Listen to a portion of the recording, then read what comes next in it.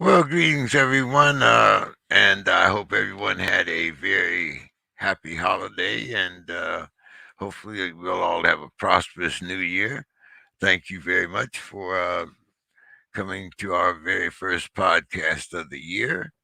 And I see Miss Sims is already here. Good evening, Miss Sims. How are you tonight? Greetings, Mr. King. I'm very fine, well, and good. I see Bill has announced his presence to us all. How are you tonight, Mr. Carroll? How was your holidays? Holiday was good. I'm fighting a little bit of a cold, but other than that, everything's fine. Okay, and Miss Sims, I know it's been a little while since we talked, but I would like to ask you first of all, how is your light rail system progressing in your city? Well, at this point, it's still in the they're going out to various neighborhoods and getting feedback, et cetera, et cetera. And they've only put out the two possible routes for the line to take, and I think they're waiting. The whole shebang is kind of waiting on to see what choices that people are saying they would. The two choices that they say that they would like the rail line to go down. They haven't because I've been with this so long and I know the before it, all the circumstances and what they've gone through and the money and things like that. In August 2021 is when they kind of changed plans. And so I kind of know what's yet to come, but a lot of people don't know. And so it's not on hold, but it's still within the connecting with the various communities. And they have was that last month they completed their search for they are developing and implementing a displacement committee based on feedback from the before 2021 decisions, and people are fearful of losing of being displaced because right now the people are out gentrification is taking place all over the place, and so that's one of the things that they wanted to develop. That's the newest thing. The committee is being formed. The displacement committee is being formed. Now, am I right that the original appropriation funds for this was actually from the Obama administration, or was it before the Obama administration? I've been with this particular organization, which is the Med Council, since 2011, 2021. So it's way before Obama. And the money stream during those times was like 50% from the feds, so much from the county, and so much from the city. One of the ways that, and it's a competition for rail lines all over the country.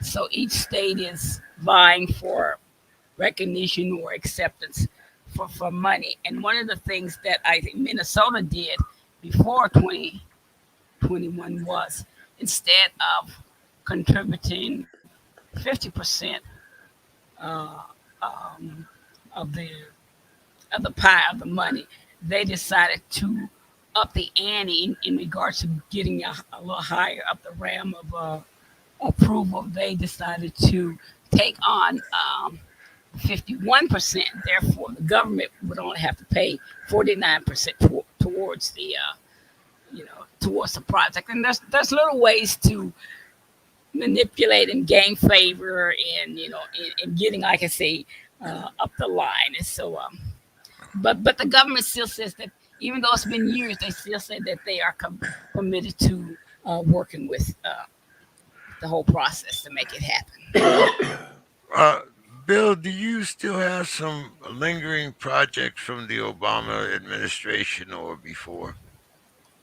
Uh, Not that I know of. I mean, um, the authorization of the Higher Education Act was last reauthorized. Actually, I believe when 45 was in office. I can double check the dates, but it's, like many other acts of its type, it's reauthorized every, how many is it? 10? I have to go back and check, but it's been reauthorized in the last 2 years. So that would have had to have been why 45 was president. No, and the reason why I kind of brought this up is because uh, the new rail system here in San Diego has opened up. Uh, Actually, it opened up just before Christmas. And what it does, it encompasses the VA hospital as one of the stops, but it also eliminates a bus line. But this money was Five. dedicated from uh, the Obama administration, and I'm wondering how these monies just keep kind of sitting there while we're discussing it in committees. But we'll kind of get into that a little later on. I hit Dr. Casey. I'm sure she'll be here. But Along the James, along those lines, as you're talking, reminded me that through the years, uh, other lines have been built, like the Blue Line, which does go out to the airport and the VA, and then that's been built, and then the Green Line that runs from St. Paul to Minneapolis, that's been built, and right now construction of what they call the Southwest light rail, which goes from one of the extreme suburbs downtown to Minneapolis.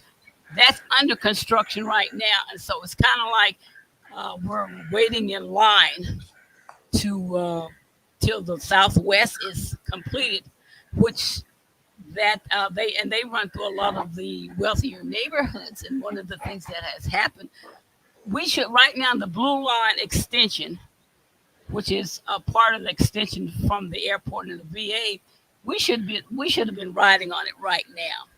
But the Southwest light rail line that runs through a lot of the outer suburbs, where in the wealthier neighborhoods, they delayed tactics. They didn't want it, so they went to court, and so we've lost at least 2 or 3 years because people didn't want it to come to their neighborhood and things like that. But in the end, it's being built right now. but then you also talked about displacement. Yes, yes, right. So Go ahead. I'm now, sorry. when I'm assuming like that the displacement studies here took place before 2006, which is when I kind of got involved, with the local what's going on locally. Um, so, like I said, I mean, Yeah, it might have been done in a different way here because the people on the lower end, because this uh, train actually now runs from Tijuana all the way up here, wow. a little past uh, San Diego. That And sounds like yeah, a long way. Sounds like a it, long way. well, it was the extension. The extension took years, but the extension took in the way they ran the route out here is they ran it beside the freeway. Mm. So therefore, all these people had already been displaced, and those studies had already been done. But um, uh, when you talk about displacement, where does this particular does this go through the hood per se? Yeah, it runs through the line runs through three different cities: Minneapolis, which is where I live, and a lot of uh, people of color, including black population, lives.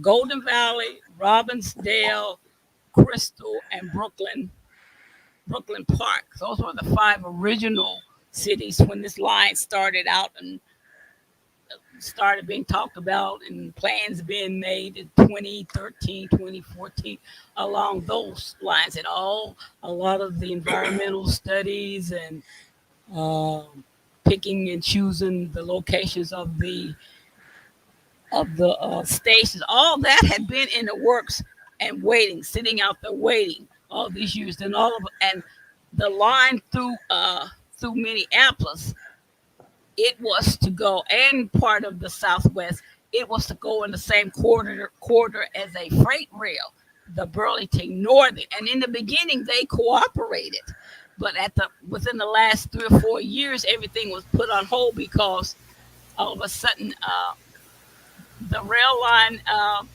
changed their mind and stopped cooperating, and so that was on hold.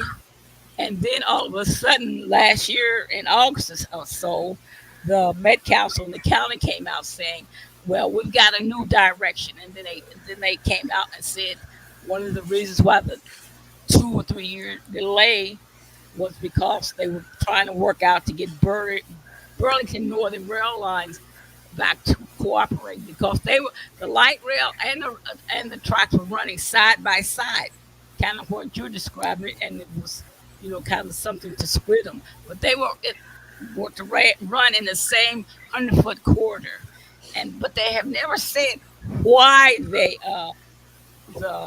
freight lines stopped cooperating, and I don't know whether it was because personalities, politicians, the behind the scenes stuff goes on, or whether it was money or whatever. But at this point, they changed new directions, which meant that it was to run directly right 2 blocks from me in the hood per se. But with this new direction, they had to choose a new route, which goes a different way. And so that's why they're literally going back and starting all over. Everything was literally in place to move ahead and to be built. But one of the advantages and where a lot of displacement is taking place is that right now this area is probably the hottest property in the state, because we have 2 rail line systems running within blocks of each other, and just down the street from where I live, at the edge of downtown Minneapolis. And the business, and with that delay, 2 year delay, the predator developers and stuff, they didn't stop. That gave them even more time to get their claws and to take land, etc., etc. And that's what's happening, especially one of the neighborhoods right down the street from me, the Glenwood neighborhood, because they were devouring all property there, because that's where the lines come together. And so and they were displaced. A lot of people were displaced, and all the promises that and the goodies that they said were coming to that neighborhood, once the plan stopped in the new directions, all that's been lost. And so that's why this neighborhood was one of the neighborhoods that pushed having a displacement committee per se. Now, before the change, there's a before and after. Before, there was a displacement committee and stuff going, but it didn't include the neighborhood. So to me, I'm waiting to see what's the comparison from the before and now. What's different? What's going to be better? What's going to be negative? So there we are. Uh, Good evening, Dr. Casey. How are you tonight? I'm doing pretty good. How you doing? How Uh, y'all doing? Fine, fine. uh, Yeah, I'm traveling right now, but I What? left my You came out charger. of your digs there? Your Well, shelter? I had a very interesting 2021, Uh-huh. and it presented a lot of challenges that created growth. Right, And I just really needed a break, so we're right. gonna start this year off Nothing right. wrong with that. Nothing wrong with that. Try to change it up a little bit. Okay. yeah, I actually did a little traveling over the holidays. I visited a friend in Texas, Mm, and to say the very least, it was a very humbling experience. When you are staying around, someone that cannot actually care for themselves, mm, and They just happen to be a few years older than yourself. It makes you very grateful. Right. Uh, Dr. Casey, we were talking about well, way off subject here because we weren't even talking about religion either. But we were talking about some of the projects that have been made around different cities. Like out here, we have an extension to the light rail system. And that's why we happen to be talking about the light rail system in Minneapolis because Miss Sims is talking about how long she's been working on it.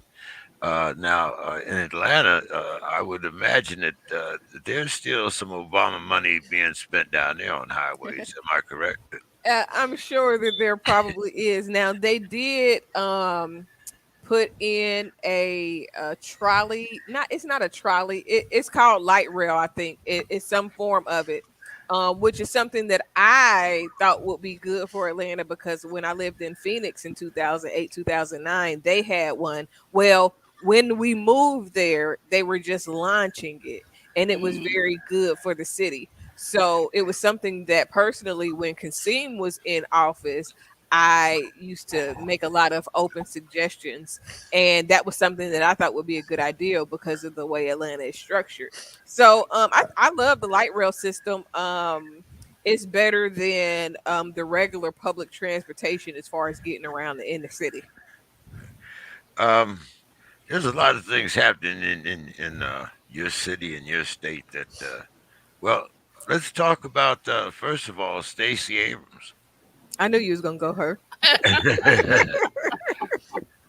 Well, we're kind of half and half here, so I said we'll go ladies first, but yeah, how do you feel? And I mean that things are going, and uh, we'll start there. I do not want to talk about Stacey Abrams because the only thing that I got to say is that if she's with the whole mandatory vaccinations, then me and her got a problem. It's some things that I know that I am not with. So I kind of like to see how people play their cards because she's a good politician as far as wrangling people and getting people in the to vote and into politics. But I don't know if that will transition into being a good leader because Keisha Bottoms was a good, let's go Keisha. And it really ended up being her. I don't know if she dropped the ball or if it was just too much put on her when the pandemic happened. So it's I am not pro politician, no matter who the politician is, because everybody talks a good game until they get in that position. And then when they get in that position, then you kind of see what they're capable of and what the system allows them to do. Because you got people with good ideals, but if the system isn't for it, then they're not going to push it. Well, then you really don't want to talk about the next guys that I'm going to ask you about because I want to know what's happening with Warnock and Herschel Walker. I mean, to me, Mm. this is ridiculous. Here, I mean, you have a convicted wife beater. You know, I mean, he doesn't just wear. I mean, that's just not a part of his wardrobe. So he has. Well, he has the backing of 45. But how come this race here is so close, especially in the metropolitan areas like Atlanta and Macon and so forth? See, what a lot of people get confused is that they think that because Atlanta looks black, that it's only black. Mm. And that is not the case at all. Atlanta's appearance is very chocolate. It is a chocolate city, but Buckhead and Alpharetta, the most populated and wealthiest places in Atlanta, they're white. And it's really a I don't want to call them rednecks, but it is definitely not a black led movement as much as people think it is. I don't know how we keep getting these black mayors of Atlanta. and it's really mostly because the black people are going to vote, but they don't vote in every election. They're not into it like that. So until you get them to want they want to be in it, but they don't see the benefits of it. The same way I'm saying we'll see what happens. Like they thought Joe was going, go hard. Joe has dropped the ball. Joe has completely failed all the people that he told wasn't black if they didn't vote for him. So, I definitely agree with you on that point. I mean, we we are in total agreement with Joe and how well I, I go a little further than Joe, but anyway, uh, Bill, your thoughts. She Well, has she has a well, great first of point, all, a um, great point there about what was promised and what's been delivered. sure. Well, Joseph Robinette Biden is exactly who we thought he was. I mean, he's always, mhm. warm milk kind of sitting out on the counter. I mean, would you think you were going to get a revolutionary firebrand? Why would anyone believe this? Why would this be anywhere in your thinking? Oh, and quickly to touch on Herschel Walker, he's a legend in Georgia, right? Now, it doesn't mean he knows anything about anything other than football, but he's an absolute legend, and everybody above the age of about 15 knows who he is. So that plays into it. There's a lot of people who just, oh, Herschel Walker, like they just remember him, running all over Auburn, running all over Alabama. They're not even really listening to all the crazy stuff he and his son are saying. Um, we talk about the lesser of two evils, and I mean, I'll take lesser because the alternative is greater of two evils. Why would I choose the greater of two evils?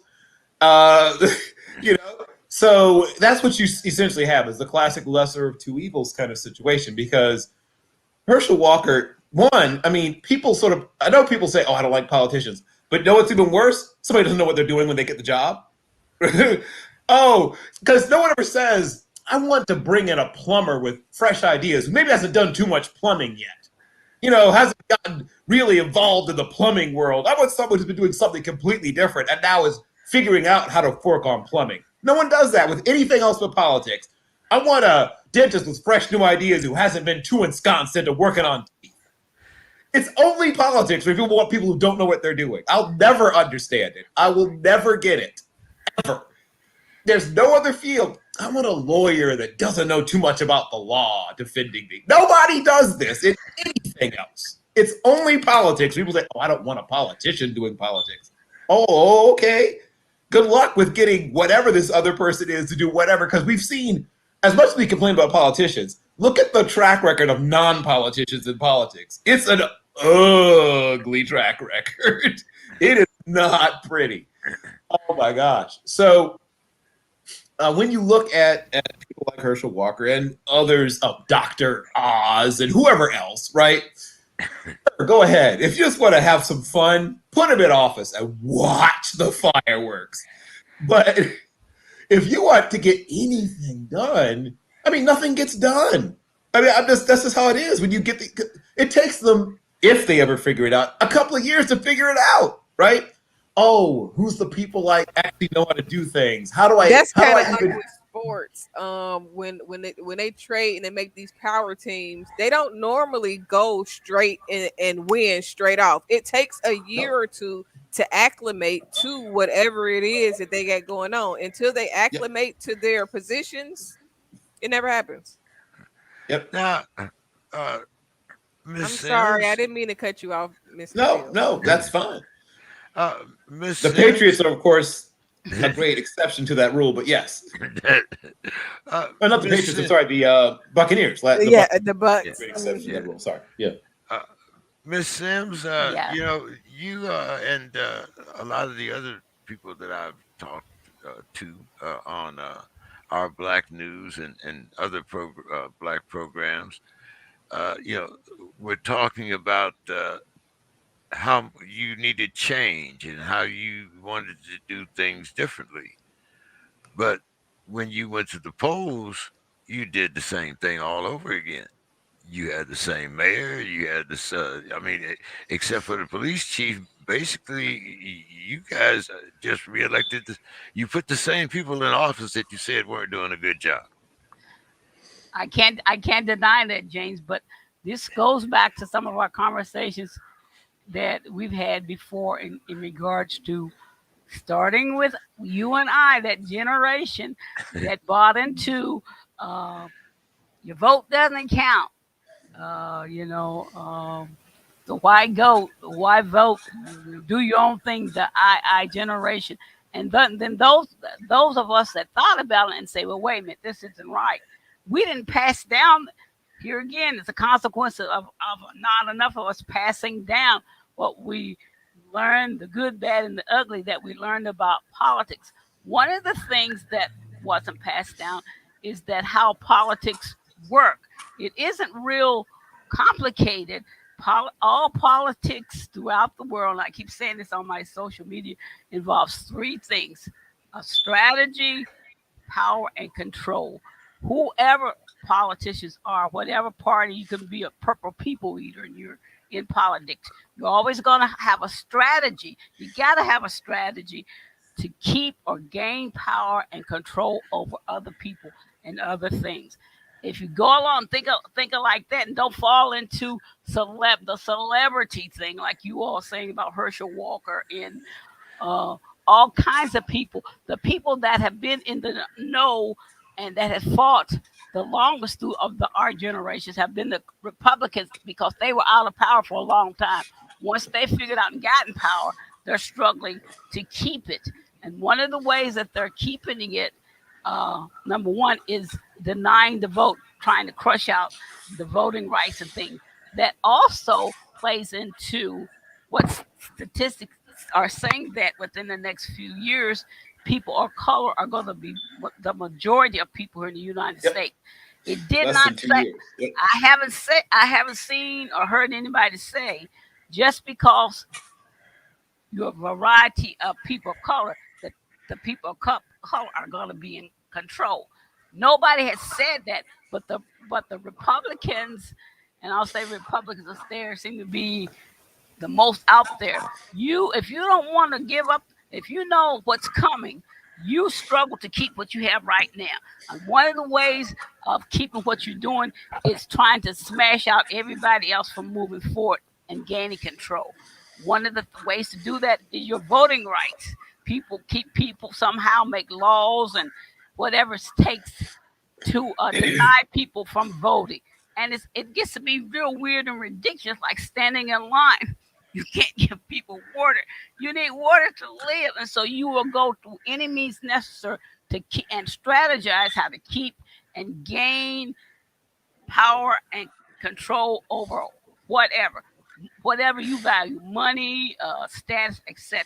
And part of that's what's going on right now, and even keeping people in place. And I think a lot of people haven't gotten the message about the strategy of politics. And here in our community, I couldn't determine, couldn't figure out for the life of me why a lot of the politicians send out all their flyers and literature and stuff, and they didn't even have on there who could vote. If you live under a bridge or a rock in Minneapolis, there's a way for you to vote. They weren't telling people how to do that. They weren't saying that if you turn to high school schools, if you turn 18 on even on the day of the election, you can vote. Yep. If you go away overseas, they usually do get the military involved in Yep. whatever. If you're in shelters, you can have someone to um, verify that you live there. Things like that.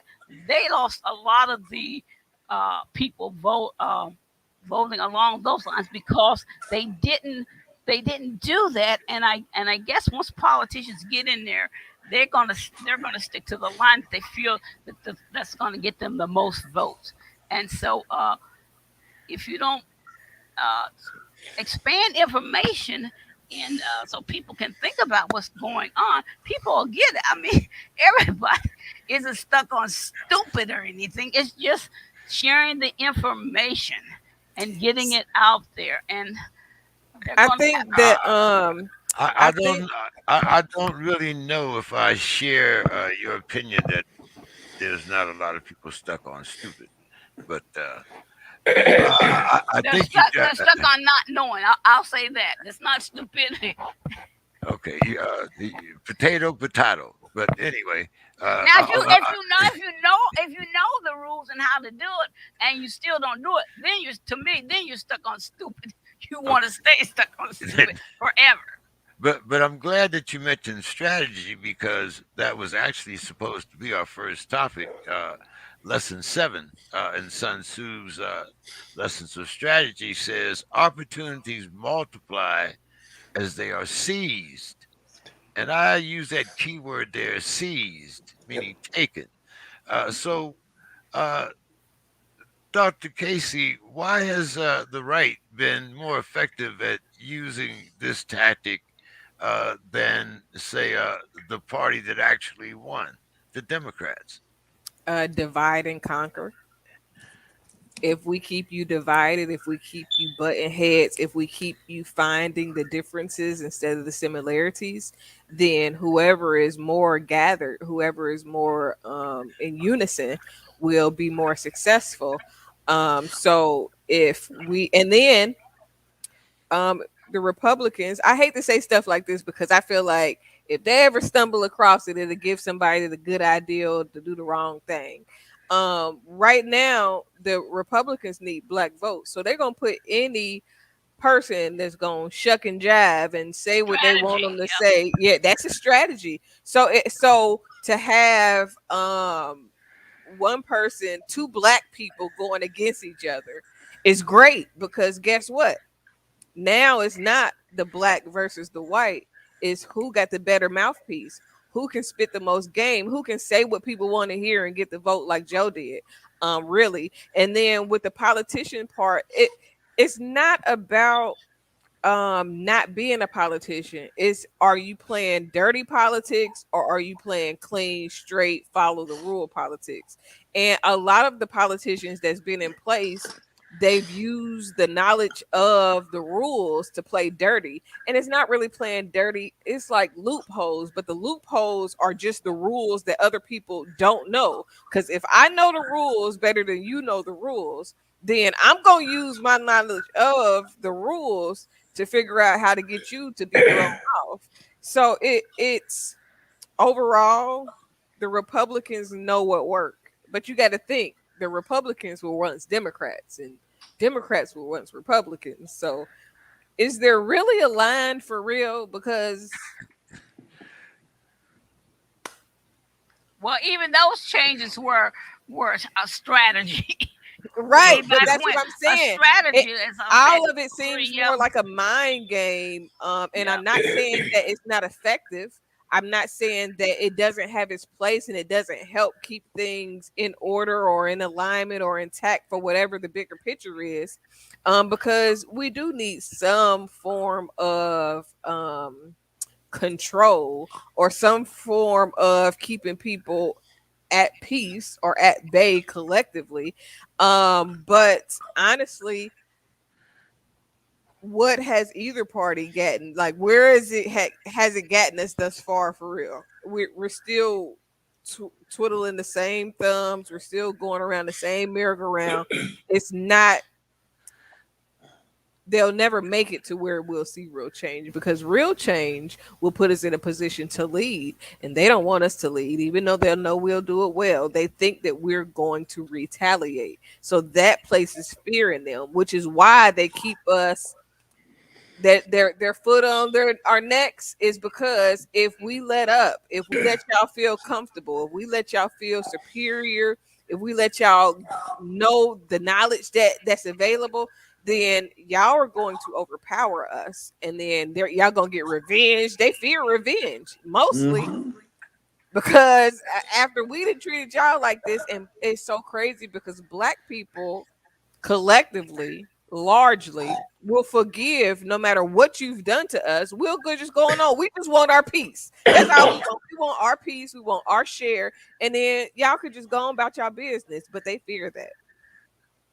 Bill, Republicans, Democrats, left Twix, right Twix. Yeah. Well, so in answer to sort of the strategy question about why uh, one side has been so more effective, I'm going to quote, of all people, George Smith Patton. A good plan, violently executed now, is better than a perfect plan next week. Mhm. From anyone who's ever sat in any sort of Democratic committee meeting, even at the smallest and most local of levels, realizes that Democrats love getting it exactly right, right? And are willing to take forever working on it to make sure that no part of it is imperfect and that everyone's been addressed and everyone's been made to feel like they've been included and whatever else. The Republicans don't care about any of that. They couldn't care less about how people feel, right? Or how it looks or how it sounds, right? They don't care about any of that stuff. They elected a man who could barely speak English despite the fact he was born in America, right? A man who said the most reprehensible things about people who have disabilities, veterans, women, whole entire nations. Like the list goes on and on and on of horrendous things. A person of the lowest possible character, right? A person who essentially, despite the fact that of all his money and resources and everything else, essentially refused to raise one of his own children. I mean, the list of things. I mean, forget his politics. This is a man of negative character in every way character can be measured, right? A man who took an empire his father built and drove it into the ground. Like, even if you just care about, if you don't care about this stuff, you also talk about him as a quote unquote business magnet. Oh my God, what a terrible businessman. Uh, for those who like to do research, research what his primary source of income has been for, at this point, almost a decade, right? It's not his real estate holdings or investments, whatever. It's licensing of the Trump name. He'll put his name on anything. I mean anything. If you give him enough money, if you decide, James, you want your this to be called towards imperfect union, the Trump towards an imperfect union, send him a check, and you can call your podcast that. He does not care. If you send him a nice check, you can call anything Trump anything. You're What, selling, what, what's sure. You got a what's the university, building in whatever. what's the building in Panama? Uh, uh, I think it's in Panama City. It was close to the palace of Noriega. Oh, oh, That he okay. put his name on. You remember that new building in Yeah, Panama City? okay. Well, he put his name on anything if you give a nice check. I mean, that's my point. I mean, you could literally have you if you were opening yourself, say, a massage parlor, but you wanted to be called, and you wanted to franchise it. You want Trump's name on it? Send him a check. He does not care. So, one reason that sometimes the simple, almost mindless, tends to win out over the highly intellectualized is simplicity. I mean, like sometimes, literally, especially if you're talking to people that don't like to think, right? And Americans, sadly, in general, don't like to think, James. I wish I were wrong, but I've been proven over and over and over again that I'm not wrong. So if you say, I've got this wonderful plan, but you got to think about it, or I've got this incredibly stupid thing that can't possibly work, but it sounds good and you don't have to think, guess which one's going to win? This is tapping on to what Mr. Carroll's saying, and I'm 72 years old, but way back when I was in my 30s and whatever, and out there getting really going into organizing, one of the things that I watched, and you all may know the lady, it's in versions of what she did is Jane Elliott's Brown Eyes, Blue Eyes, and it's about people's Oh, yes. Jane Elliott's behavior, be people's behavior, and I learned from that in terms of the project she did with her third graders after Martin Luther King died, in order to teach them about discrimination, whatever. right. She divided her class into brown Yeah. eyes and blue eyes and had them wear different colors. And she told them, even students that were upper, doing well in her class, that she said to the brown eyes people, "You're smarter than blue eyes." Blue eyes people can't do that. They're always arguing this and that. And then she told them that, and they listened to her because they believed her and trusted her. Yep. And during Yep. lunch hour, those 8-year olds started attacking each other and bringing each other down. And then the next day, she just reversed it, and the reverse happened. And she had planned to use the that strategy, that project for a week, but she said she had to stop it on Wednesday because it got so demeaning and was brought to children. They were going through such emotional stress based on what they were told, and then their behavior changed. And right now, she's going across the country, still a nation, worldwide, still holding this type of seminars and teaching people about behavior. How, and even I could do that. Two things with the world, two things that would need to happen for me to be in control and doing it is that you would have to think that you'd have to respect and trust me, and then do what I said. And I could do it in one question. I can quickly or slowly in regards to eliminating people and getting them to do what I wanted them to do. And then way back then, Oprah Winfrey's show was still on, and she tried that experiment with people that came to visit the show. She divided them up into various groups and sent one went into the studio, sat down. She divided another group up into another room, and they were denied treats and stuff like that when they came together. I mean, you should do it's still out there. You can find all kinds of things about her and different workshops she's still using on YouTube. And so that said to me way back when, in terms of even racial things and racism and politics, the key thing is people's behavior in doing what you say. That's how Trump got him, whether he realizes it or not. People believed him and did what he said. It was ridiculous. And just like the Herschel Walker thing, here's a good example. Believe them and people's behavior. It's fascinating, and it's not hard to do. It can do it quickly. Like if 1 million people were watching right now, and I said, okay, I want to be in control, and I would just say, everybody that isn't short and doesn't wear glasses and have on the same color shirt as me, leave the room. A lot of people would leave. That's doing it the slow way. And then I would say, okay, everybody that has hair like mine, you can stay, but everybody else leave. Then that group gets smaller and smaller. Or I can just say to the needs of people that maybe listen to me, okay, everybody that isn't from West Virginia, doesn't wear spectacles, doesn't have on red lipstick, and hair isn't like mine, leave. There's only one person.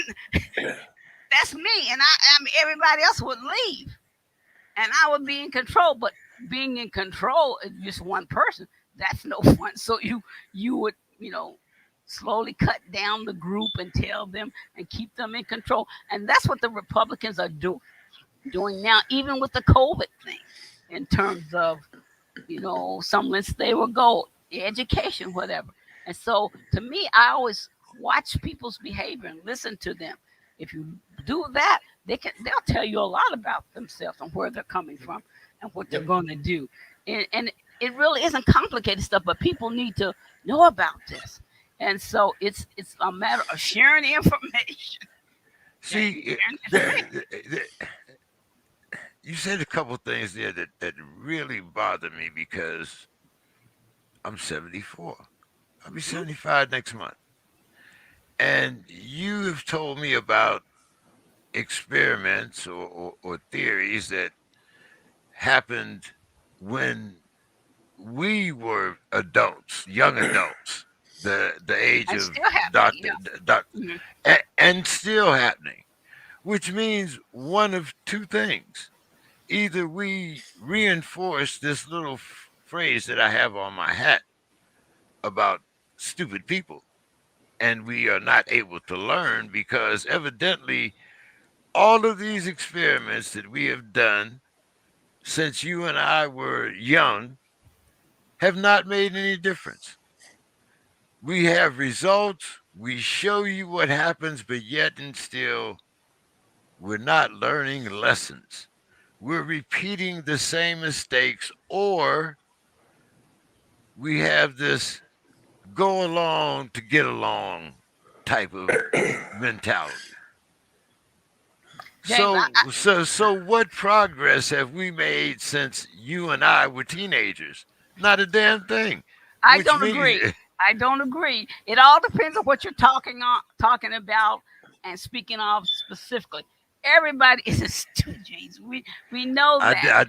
It's I didn't say everybody was stupid, right. but You didn't. But the but if implication we was, you the said implication stupid. is no, it's not an implication. If you do not learn from your mistakes, there is some part of stupid in your mentality. Only if you know better, and only if you Hold on, know hold You better. on, don't miss. have to be stupid. You it's Hold on, a lack of awareness. potato. No, Like I said, James. hold No, on, James. hold on, Miss Sims. It snows in Minneapolis. When it snows, you know that you have to shovel your yard or your driveway, or else you're gonna fall on your behind. You learn that lesson every time it snows. You do that. Mhm. But You if I'm coming from Florida and have never seen snow in my life, and I look out my then window you and there's ask stuff out somebody. there, that's You what I'm ask saying. Information. then you ask Information. somebody. Then you ask somebody, or you go back to that experiment of what happened when you didn't shovel your yard. You ask somebody and you gain information. What you're supposed to do. Buy your shovel. Get out your shovel. The city will come back and come by and It plow don't your take a street. rocket scientist to Information. know to buy a shovel to shovel the yard. When I Well, say like sometimes you don't know what you don't know until you realize that you don't know it. Like and it's nothing that you can do about not knowing that you didn't know something. It's like if we were talking about the Bible and religion today, a lot of that is because we don't know what we don't know about religion, about the Bible, and about God in general, about ourselves, about spirituality, about anything outside of what we've been told to know. So if you don't realize that the continental drift, I believe that all of the land was one at one point, and over the course of time, it separated. If you don't realize that, then you won't realize or understand how Arizona is no different than Iraq. You won't realize how some of these places that we think has to be so far off have some of the same environmental factors that we still have currently in different parts of America today.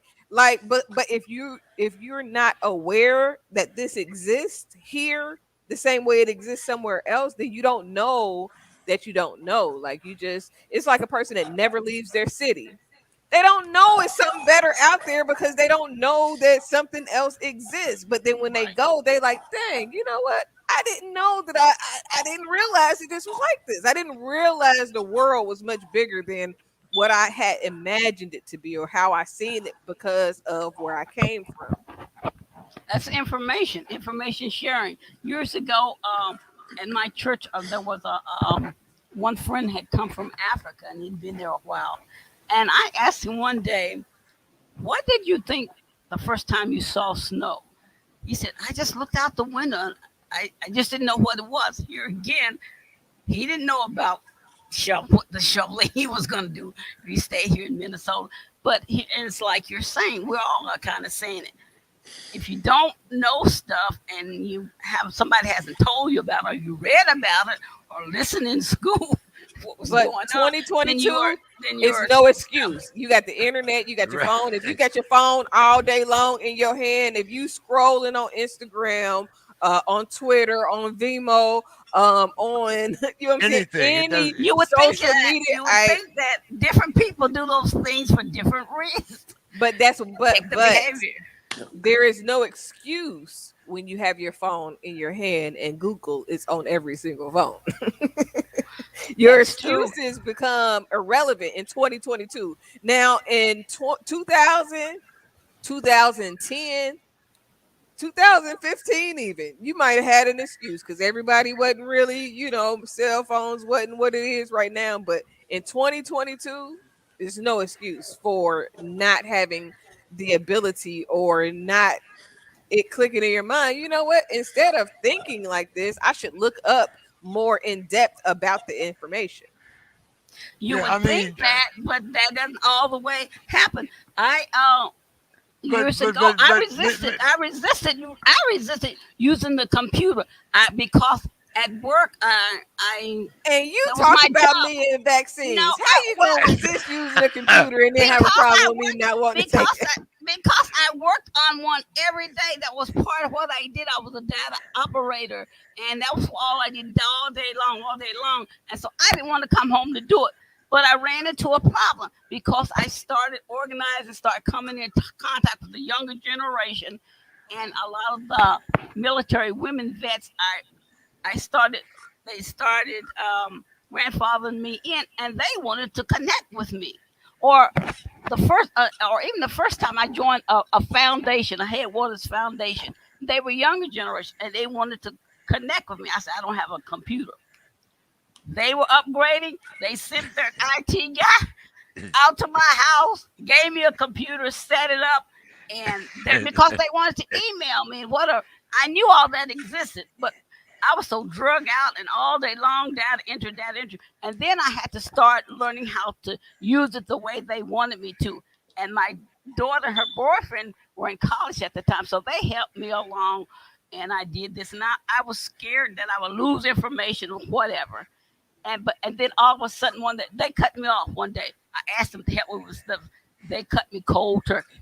No, you know how to do that. Literally, they cut me off. They shut me down, and I had to go in and figure out things. I could write, I could do this and that, but I had to figure out the way that people wanted to connect with me and what I could do. And then the military women, older, younger generations, they want to connect with me, and that's how I literally got into all that you younger people know and do. But it was there, like you're saying. People, this day and age, it's all out there. That was all out there for me, but I just didn't want to deal with it. But the reality and advancing what I wanted to do and being connected with people and you know, however, survival and communicate, it became necessary, and I did it. I didn't. I stopped resisting it. I did it. And you all probably know more than I do how to operate various things, etc., etc. But the limit that I'm familiar with, I do well. I see, mean, I don't do social media all that well, like Twitter. I still some things that people I see that people battle against each other. Some of those things it's just a turn off for me, and I won't even go that route. Right. And it's a matter of how you choose to engage because I've had to unfollow plenty of people. Matter of fact, just recently I unfollowed Biggs that started Rockefeller with Jay-Z because he Pittsburgh. posts great stuff, but it's so pessimistic that it's like I don't want to think about what somebody is doing wrong all the time. I want to think about, okay, if you're doing wrong, then I'm gonna X you out my life. I don't have time to be worrying about are you doing this, are you doing that. So if you posting that every day, then you're planting those pessimistic seeds in my mind to where now I'm looking and I'm questioning more that may not even need to be questioned. So it is necessary to separate the wheat from the tar. That's how you say it. Because yeah, the week. every every person isn't they could be cool, but that doesn't mean that they should be, you know what I'm saying, feeding you. Everybody Mhm. can't feed me. Everybody doesn't have the knowledge base to give me something that I don't already know or I haven't already read or looked up. Mhm. So it and social media can be very draining. I used to follow a lot of gossipy type of people. I had to stop all of that. I cut a lot of things out because my mind was just like, girl, do you want peace or do you want foolishness? Because you can't have peace if Yeah. you're entertaining foolishness and allowing it pour into. So some places I might go and I might look at what they're posting, but I don't follow them, so I gotta see it all the time. Bill, uh, bringing up a kind of interesting point because when you're deployed, usually they give you a little magazine, a comic book. When we went to Nam, they gave us a little comic book. It's like "Welcome to the Tropical," so forth and so on. But they give you a kind of uh, what's supposed to be an overall view of the area, the people that live there, the areas, usually the areas that you should avoid, so forth and so on. Uh, and usually, when you get to the country, you find out that there's a whole lot of damn misinformation And that you you. know what? For me, we didn't have that. I think that I the worst part for me, they were training us to kill before we Mm, went because I was mm. in the infantry unit. So they trained us literally like if they look like this, they could be, you know what I'm saying? Like you it had you where you was like, damn, who's shooting me? I don't know. If they look like they from, then I know that, and when we If they are in front of me, they are the enemy. let me tell you something. Our convoy, on one of our convoys through Iraq. We were going to go over a bridge. It was an IED on the bridge, so we was going around the bridge. Around the bridge, it was a train track. So we're going whole convoy going over this train track because we gotta avoid the bomb. And it was the cars was like this chair. You can see this chair. This is how it felt like we was right here, and I was like, I'm ready. I'm like, let's go. My chief is like, no, put your weapon back on safe. It's okay. Like, no, I'm ready to shoot. Then a train start coming down the track out of nowhere. Just one car. Like they was after us, but they train you to be ready to kill. But when you get there, it's not always like that. Now they may have people like that because when we did get attacked, it seemed like it was pleasant in the area, and then everybody started disappearing. I was like, well, where did all the people go? I know it was people outside. Like, I was like, There's your what happened? sign. Like, yeah, and 5 minutes later, a white van was riding past, and it was boom, boom. I was like, oh shit. So, but when they train you like that, it puts you on edge. But when you go over there, it's really not always the environment that it is, and it creates that anxiety. Uh, Bill, it's funny that she talks about that because we used to tease the guys, that were back in headquarters with the Yeah, the type, REMFs. you know, yeah, in the rear with the, and Yes, right. Yes, yeah, I know the saying, and there's a part of it we no longer say. But yes, I'm very familiar with the saying. I'm familiar with the REM Michael Foxtrots. Yes. so so I mean, uh, actually, once again, times are a little different. And when we parachuted in Grenada, we had AAA maps. you know, so, if Uh, so, I mean, if you so that is the if you wanted a moment that completely encapsulizes what military intelligence can be at its finest, there you have it. Here you go, son.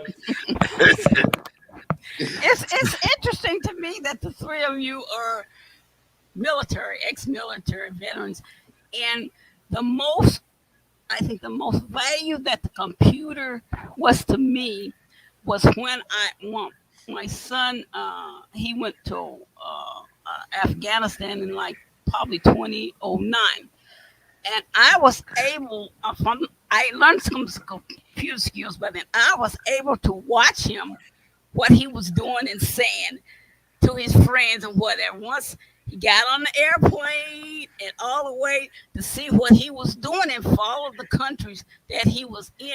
I didn't break into his privacy or anything, but that was valuable to me because my heart, there goes my son, I was going to come back, Mhm. and I was actually able to watch him and who he's communicating with. And he thought, and he was told that once he got to Afghanistan, they may only been able to use a computer once a month, but he was in one of the operating bases, and probably because of his computer skills, he was had access to the computer regularly, and so we didn't communicate every day, but I could see what he was doing. His friends were sending out messages and things like that, so that gave me a comfort level. And then also, he's very into music, and he's on Facebook right now. And some of his he had a following before he left, and some of his friends here, some of the messages when they were asking him, some of the tunes and the hip hop people and things like that. And I mean, he kept that following while he was over, and even now, I think he's on Howard Womack. I think it's hip hop now, and people still watch and trust him and things like that. But even I can say that today in terms of the computer, that was the most valuable, and I still consider the most valuable way of knowing a computer that has helped me in that regard. And I would watch some of the military people talk too, because as I became more ingrained with the women's military veterans and things like that, I watched their conversations and what they were doing, and some of the military upper echelons, some of them were on the computer too much, and they shut them down. See, majors and whatever, you're gritty, they shut them down because they were giving up too much information. And I watched that and whatever. And then through the years here in Minnesota, upon one of the Indian reservations where Canada is on one, putting in an oil pipeline, and they massed along the borders and stuff like that. I was able to watch some of them veterans that came back. They went into security services and things like that, and I was able to watch their conversations. The people that were gathering together in resistance with one location, and the people, ex-military people that were watching them, were way back there. But I was watching their conversation in regards to how they were closely watching what's going on. They were a lot more hard by security people, and I could see just the various military groups talking to each other in regards to don't do that. They didn't believe in here again. You had different thoughts on what was going on. It's fascinating. It's still fascinating when I go on there. Uh, Dr. Casey, you hit on a very good point earlier when you were talking about Joe. And I actually look upon Joe as the alternative president. And, I mean, okay, you had Joe or you had another 4 years of Trump. So to me, he was the alternative president because I wasn't going to vote for Trump. So maybe that was just the way that I particularly chose it. But uh, I'm I looking didn't at vote it. for any president at all. I didn't. Okay, well, uh, my thing is that what what are we looking for, or what are you looking at for in 2022? Because 2022 is going to be important, probably more than The actual presidential election. 2024, as far as the state of Georgia, and particularly, your governor and your senatorship. But not only that, but your local and state politicians. What am I looking for in 2022? I live in South Fulton. It's a very new city. It's a little bit outside of Atlanta. A whole slew of black judges, a whole slew of a whole new black leadership. So I, I hate to say it, but I kind of stay out of Atlanta business outside of commenting on the races that take place. But a lot of things again, it is more of who's going to win the battle of words. and then making sure that we are being more proactive than reactive. That's what I'm looking for. I'm looking who got not just have a plan, who's actually putting their plan into action before they get in office. Because there's some people that take on ideals just because I'm running. Like now that I'm running, let me act like I'm doing this and I'm into this and I'm into that. But it's almost like how I view getting into my next relationship. You have to already be in motion doing what you're doing in order for me to believe that that's really what you're into. Because you can talk about, oh, yeah, I want to do this, I want to do that, and they're just good ideals. But if you've never strategized the ideal, you've never actually sat down and had a conversation to say, you know what? This is the ideal. This is how we make it work and put some things in action. Like I think that the reason why Kasim Reed he would have done so much better if he addressed the lady that got on his ass at at that shindig. They was at the he was speaking. He was like a town hall, and the lady was like, well, you dropped the ball, you told me, you promised me about my house and all of this, and he waited too late. He was reactively trying to correct the problem that happened while he was in office instead of you already know the problem exists. You should have addressed it at the time and smoothed it over then, because now it seems like you're only doing it because you want to win, not because you really care about the woman. And that's what really lost him the election that Andre won. Um, I wanted to talk a little bit about these poll places here because, as I said, one of my projects for 2024 and 2022 is to have water at these voting places. Now, you had mentioned before, has there been any clarification about how far away from you have to be from these voting places? Have there been any more? Yeah, has there been any more clarification of exactly what's happening in the polling places in cities like yours? Well, I know that they did the law that Kemp signed into order was to ban all like water distribution and all of that at polling places. I have not heard anything more from it, but the election's coming up soon, so it'll be all over. This is a matter of time. Brother Williams, glad you could join us tonight. How was your holidays? Well, I wouldn't refer to them as the holidays, the holidays, but nonetheless, what I did is I took a hiatus and I was spent some time in the Grand Canyon so that I could just get away from people to the best of my ability. It was kind of hard, but to some degree, that was my intent. That's a great tourist attraction. Yeah, that's what I Exactly. That's said. why I said. That's why I said that was my intent, especially in the middle of the winter. Right. Yeah. Oh yeah, you. Oh It yeah. was 20 degrees. Oh my goodness. So we've been talking about the strategies of the Republicans or the right. When I was talking about Sun Tzu and opportunities seized, and it seems like I can refer to us in this panel because we're all in the same view. That has also been our problem is that we do not take advantage of the opportunities that we seize, even though some of them may be small. What is your outlook on that for 2022, Brother Williams?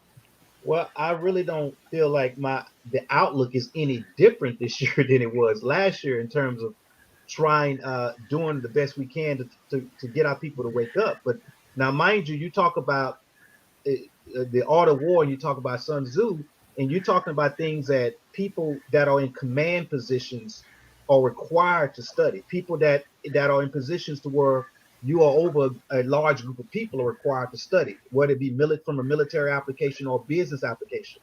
Most of our people are not geared toward things that have to do with leadership type positions to that degree, especially as it applies to being able to envelop combative concepts and looking at that as how you deal with people on that level.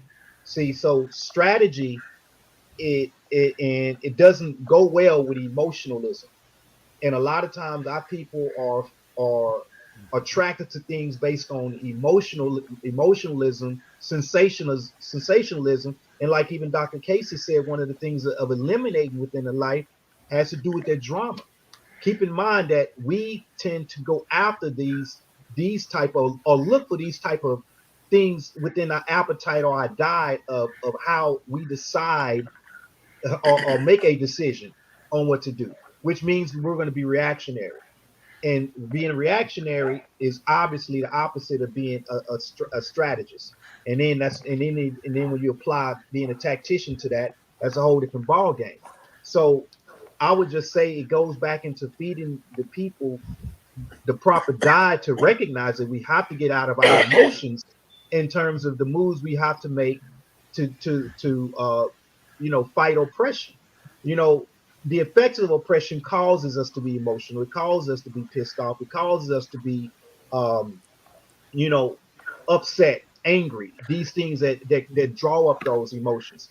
But we can't be emotional about how we go about addressing oppression, as well as when we pick our leaders. Keep in mind, and I think Casey just spoke on that as well.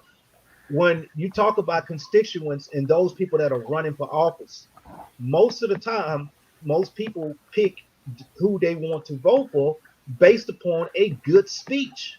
Mm-hmm. It's not about a track record. It's not about where they come from, what they actually can do in office versus what they say they're going to do in office. And then when a lot of times, even past the point to where we voted for somebody, we feel like we've done our part, not recognizing that you have to hold people accountable. And if we develop a track record of holding public officials accountable, then those that come behind the ones that were held accountable the last go around will think again before running. You see, so once we've proven that we will hold people accountable for their actions or inactions, then the next group of politicians that go to run won't be in that same league of those that did not have to be held accountable. So it's raising the consciousness of our people. So I would say going into 2022 is just more of that. We all have to do our part, no matter how little that is. We have to recognize leadership. To me, when I look at leadership, I look at it across the board. It's not just putting somebody on a pedestal, but it's leadership within the home front, within the community, within everything that has to do with the governance of self and of the environment and of the people. Um, Uh, uh, uh, from Go what ahead, Mr. Miss Williams, Sims. okay, from what Mr. Williams is saying, an example to me of that happened here in Minneapolis. Minneapolis was on the ballot was rent control in Minneapolis and then rent control in St. Paul. And they battled for weeks, and of course the landlords, etc., came out strong against it. And I put on my social media. I'll try to get people to think of things. I don't try not to tell them what to do, but get them to expand their thinking. And I said, listen here, what's happening?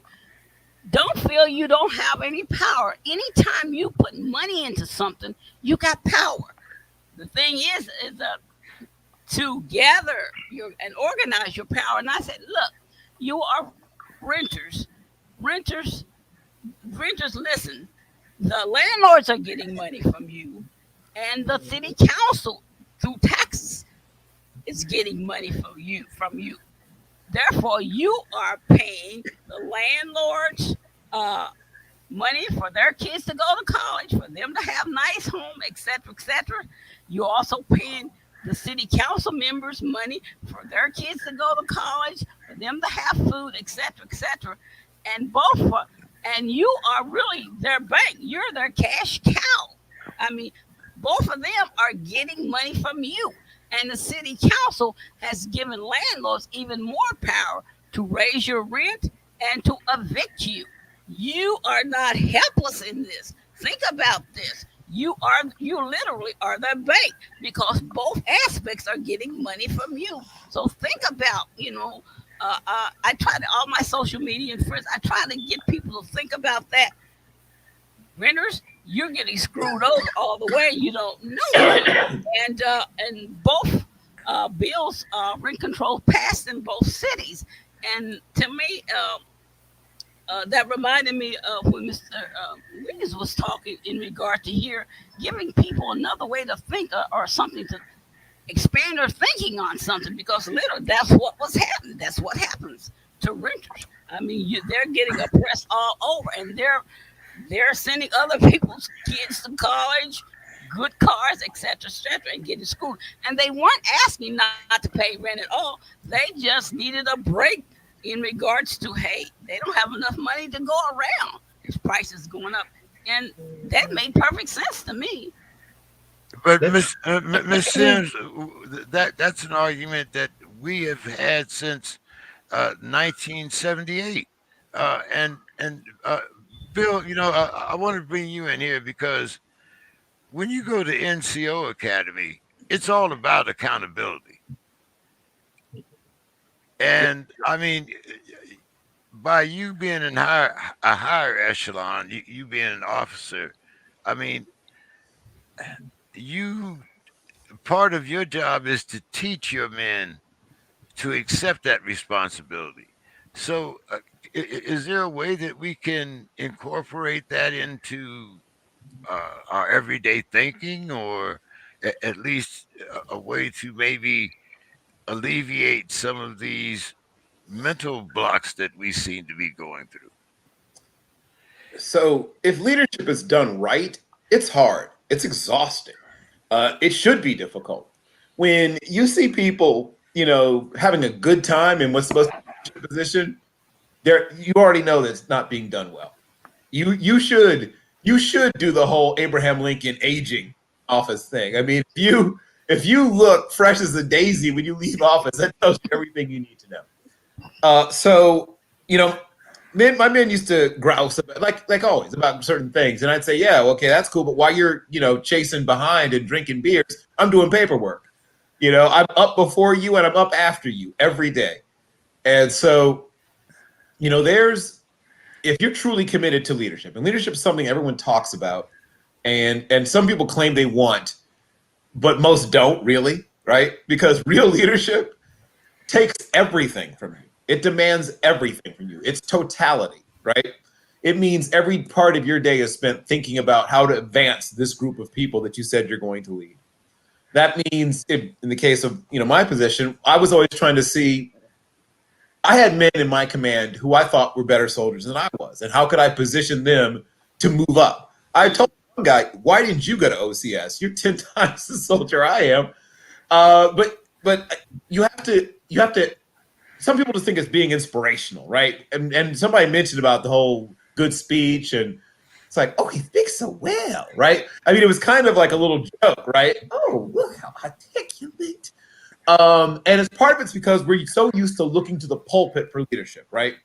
So we're so used to hearing and right, that whole cadence that people get into, and now, right? We're so used to that, right? And when even someone who clearly is faking it, goes into that, it causes this almost Pavlovian response. Oh, well, this person must be someone I should listen to, right? To be truly analytical in a world, because it's not just black people. I mean, there's a reason why they had to put new packaging out for Tide Pods, right? Saying, please do not eat the Tide Pods. It wasn't black people mostly eating Tide Pods, in case you're wondering. So I can't just put all this on black people. Americans as a whole are not analytical people at all. I have seen some of the most astonishing things happen in this country because people don't want to think, or read, or reconsider anything. So when you are truly saying, I want to pick up the mantle of leadership, you're saying, I want to study, first of all, right? Because you can't be uninformed to be a good leader, right? And we've seen that play out for us multiple times in very recent times. But that's the first thing. I'm willing to study. I'm willing to study the future, well, or at least study about what may be coming in the future. I'm willing to study the present, and most of all, I'm willing to study the past. Because without a grounding in the past, both the future and the present will only serve to confuse you, right? You have no standing. You have no place to stand. If you don't have a solid grounding in history, you will fail. I don't care if you're talking about business, the military, politics, building a clothing brand, whatever it is you say you're going to do. If you're not, oh, I don't like history. Oh, well, then prepare to fail, right? You're whatever it is, you're going to be bad at it. Whatever it is you say you're going to do. So that's one thing. And then if you say you want to be a leader, right? Are you willing to listen, right? So many people say they want to be leaders, mean that it's just them, right? I'm just going to do all the talking and all the whatever, and you just watch me. Da-da, da-da, da-da-da-da. Right? I mean, we have an entire culture that feeds into that. Hey, look, it's Clint Eastwood. Dun, dun, dun, dun, dun, dun, dun. Just one man with a gun versus 300 people, and he killed them all. Right? We have this entire mythology built up. I mean, there are people who think we won the War of 1812. Woo! Man, that lets you know just how thoroughly our educational system has failed us. There are people who walk around thinking, oh, we hadn't lost the war until Vietnam. Read up on the War of 1812, then come back to me and tell me we didn't lose. Eventually, the people who were beating our ass in that war went home. I mean, that part's true. But every major battle, with one exception, which took place after the war was over, really, and there was a couple of naval skirmishes that we won, but virtually every major battle of the War of 1812, we got crushed by the British. And people still walk around thinking, oh, we won, because it said so in their history book. If you are saying, I'm going to be a leader, it means you're going to take on other people's problems, other people's struggles. It means you're going to purge yourself of a lot of things like your petty jealousies and all the other things that everyone gets to indulge in. Somebody mentioned earlier, oh, I used to really love following people who gossiped all the time. And then finally you had to give that up. Like, not only do you have to give that kind of stuff up, but you have to squelch it. Like, you have to be the person that says, nope. Is the thing you're saying helpful? Do you know the thing you're saying to be true? Then stop saying it, right? You have to go from being someone who simply stops passively taking in negativity and is hunting down negativity and expunging it. That's exhausting to think about, let alone do. So, leadership. Yeah, please fire when ready. Okay. Good evening, everyone. Mr. Ford, how are you doing this evening? Hello. Hi, greetings. Yes, and happy 2022. Yeah. Exactly. Same to you all. Happy New Year to you all as well. Now, let everybody know. Now, you're a person that makes a living with words. So, how do you feel about this power of words and how people follow someone just because they can give you a good spiel? So I'm a member of the Black Panther Party of San Diego, along with Chairman Boyer. I'm also active duty military, and I have been for 19 years now.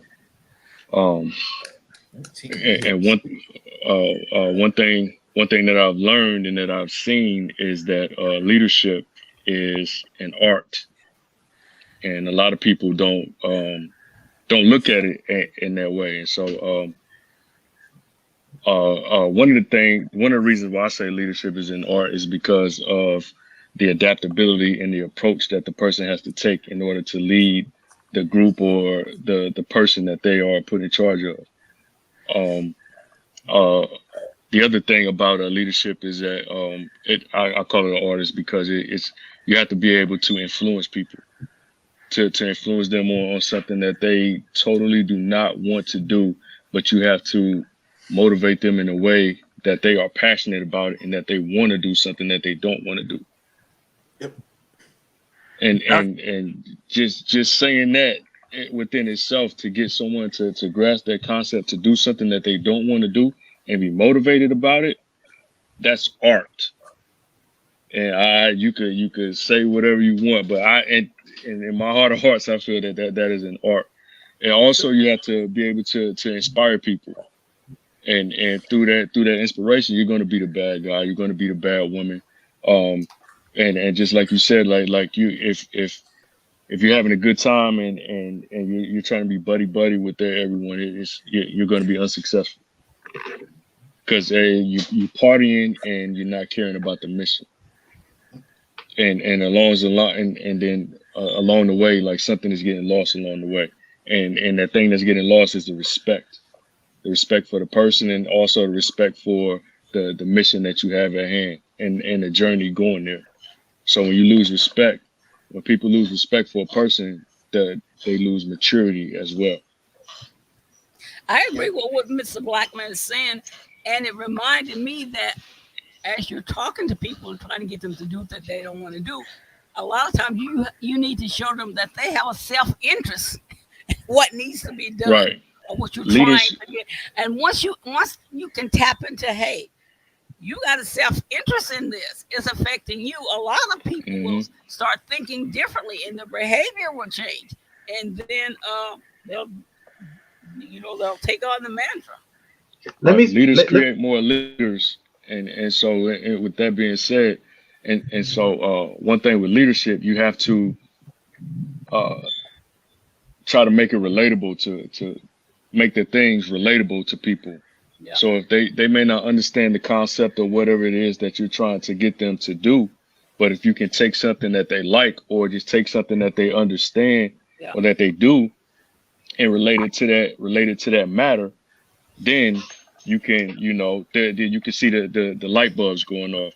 And so I think one thing that we have to do is start to parallel things and with from from our lifestyle. Like I could take things from the military, the leadership qualities and everything from the military, and take that and parallel it to the community. And those same concepts, you instead of doing it with the troops, you actually doing it with the citizens and your neighbors, and within the community. Um, but one thing that is a lot different from the military to with the civilian, and this is not a knock to anyone, but it's like that level of discipline is a lot different from the civilian side to from the military side. So that right there is the one thing that I feel that we are lacking within the community is the discipline side. I feel like the discipline within ourselves has become really laxed or lack thereof. Period. let Because me add. Let me. oh, okay, you got it. I just want to add something going back to what Ms. Sims said earlier when she was talking, and apply that to the scope of what we're talking about in terms of dealing with getting our people to accept accountability. Mrs. Sims, you said something about, and you gave the example of renters. Let's use that on a scope of a social level in terms of most of our thinking, Mhm. because we are people that do not have an intact culture or way of life. We actually approach life as renters. So we actually have a renter's mentality.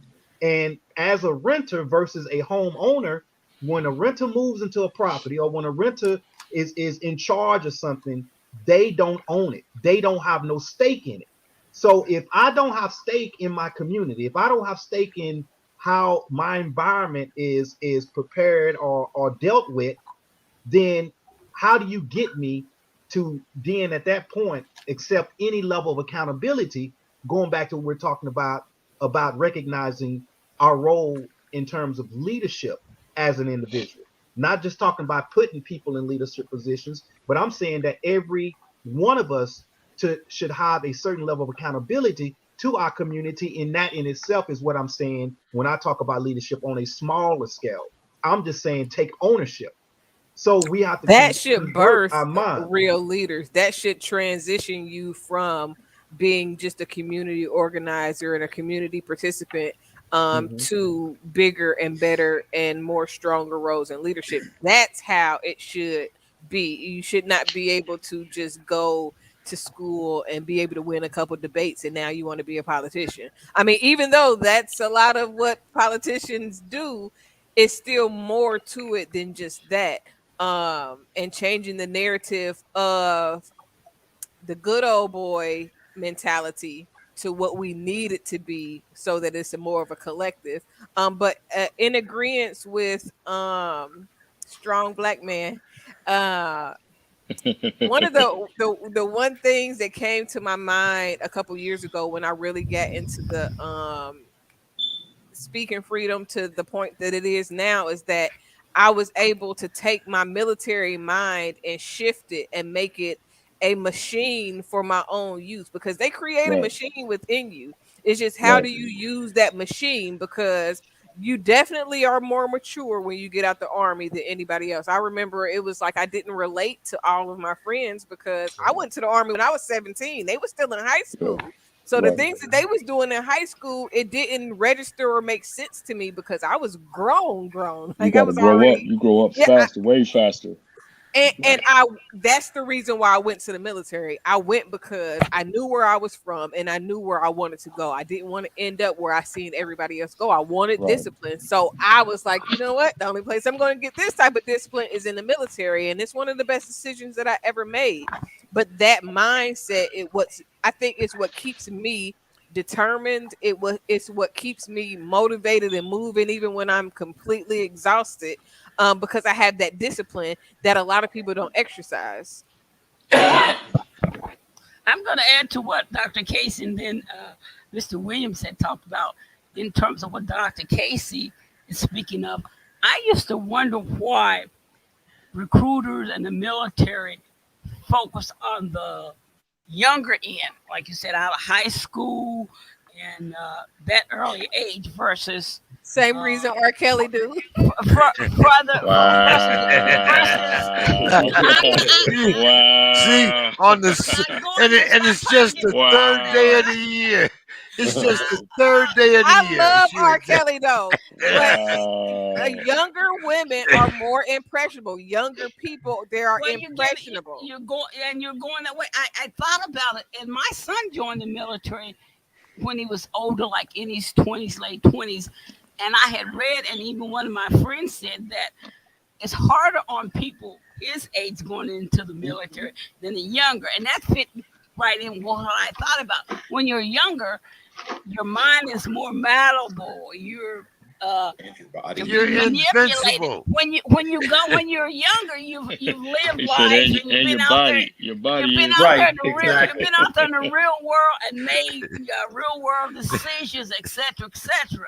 And so the military trying to tell you something you know isn't right. I mean, there's something underneath it. If you're older, you're gonna stop and think, well, wait a minute, this isn't all the way right. But when you're younger, like the Casey, right out of high school, oh yeah, I'm gonna get my gun to do this.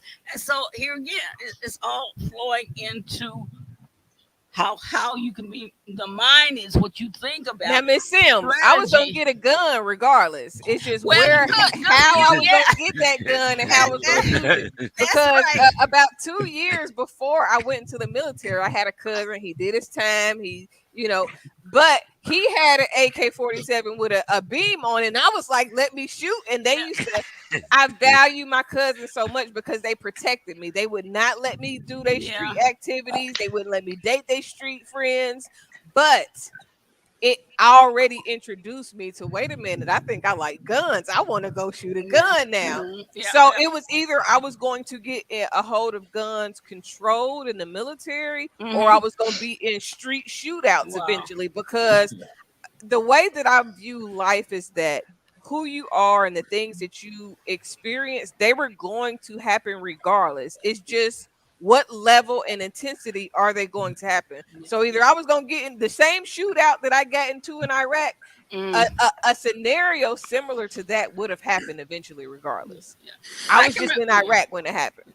Yeah, I can remember in 1968 when I was in college, I went to a state college where whatever, and the freshmen were required to take ROTC.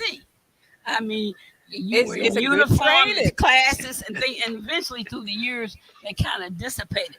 But back to Yeah, what well, Mr. William was Vietnam saying. did that. Yeah, that's Yeah, what. Yeah. yeah. Yeah. In terms of when he was speaking of renters and the thinking about renters, and when I talk, I generally I'm coming from my background of community organizing, and through the years, I tell people when you're in a renter versus home ownership, don't get into that dialogue.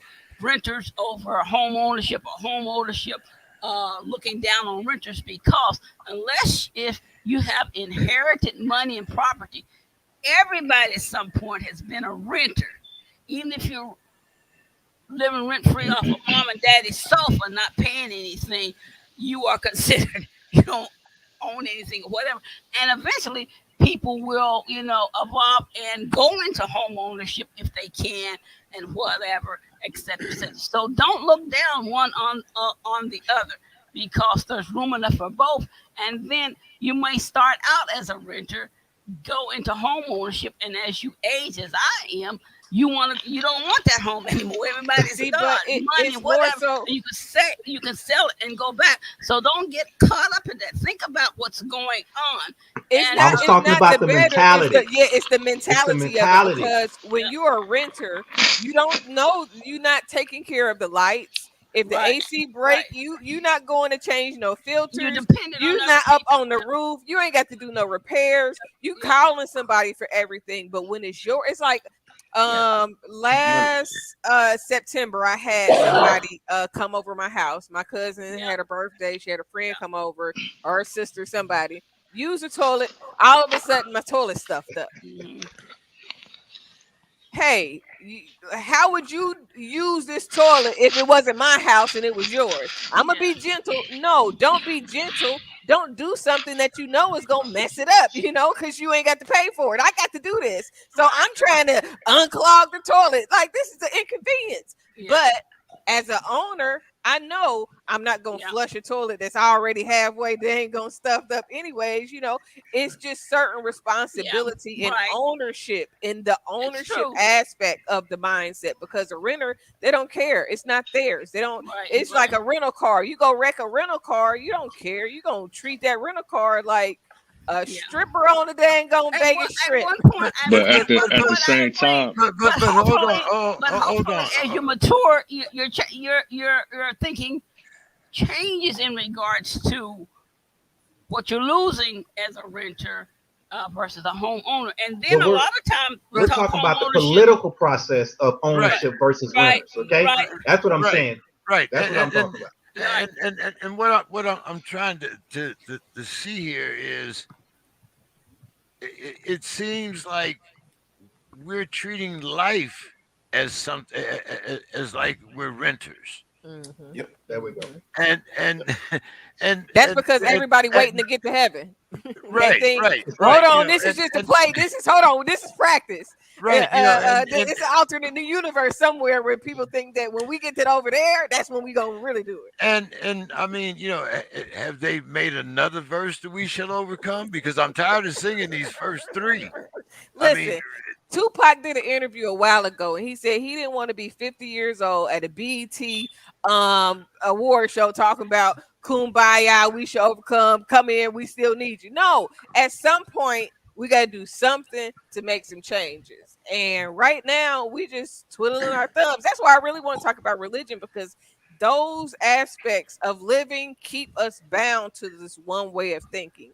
And then people are afraid, literally. The fear aspect of life that we live right now goes in so many directions, and the way the fear is used to keep you like scared, unsure of yourself, because a lot of people tell you, now don't trust your heart, don't, you know what I'm saying, the Bible say your heart, like, Lean, at lean some not on point your you own gotta learn to understanding. trust yourself.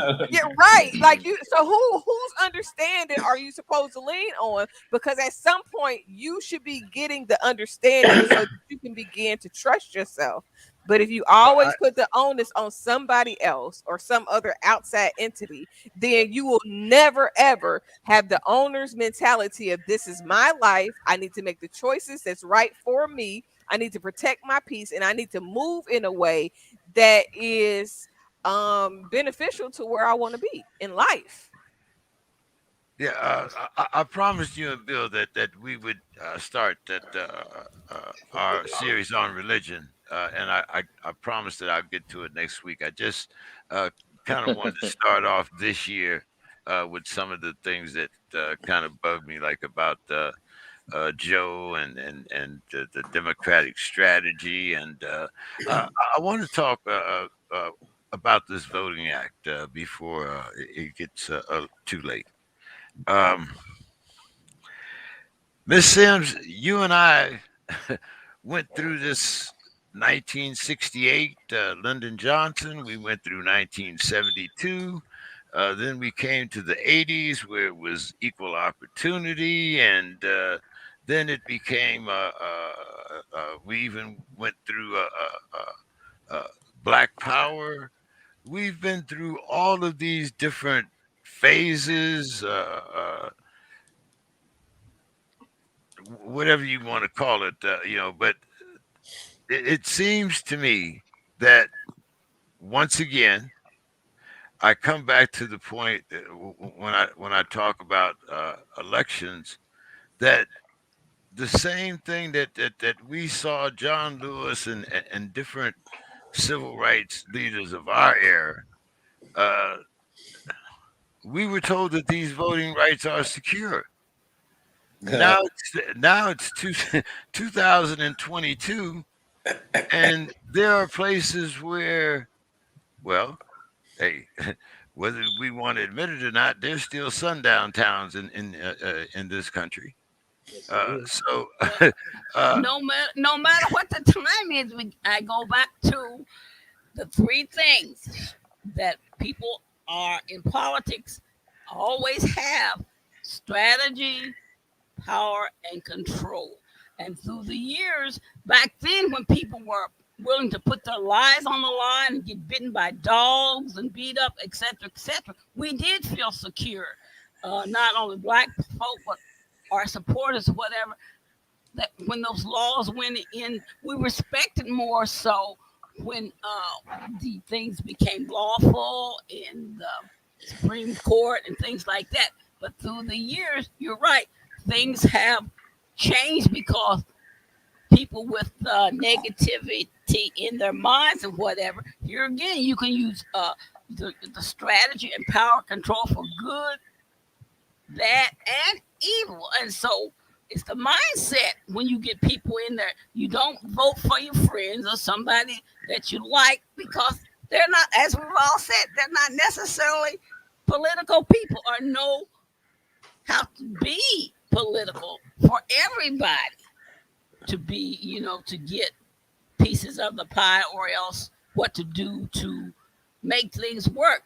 You vote for your friends. And what one of the things that really ticks me off is when people in politics get to talking about, I'm going to do this and I can do that and I'm going to do this.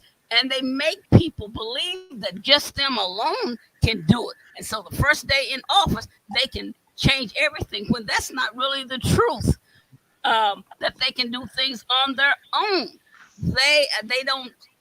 Most of the politicians I've had say, "Well, I'm going to work with so and so to do this and involve other people." It's because they want their self interest is to get into power. The words they use and how they talk, they make people believe that they alone can do things. Even when they do executive orders, they need and they want it to last forever. They need to do executive orders in a certain way because once they leave office, a lot of the executive orders can be turned over and gone right back. So you got, even in politics, you know how you have to know the game, how the game's played, the players in the game, and that helps you to know how to play the game.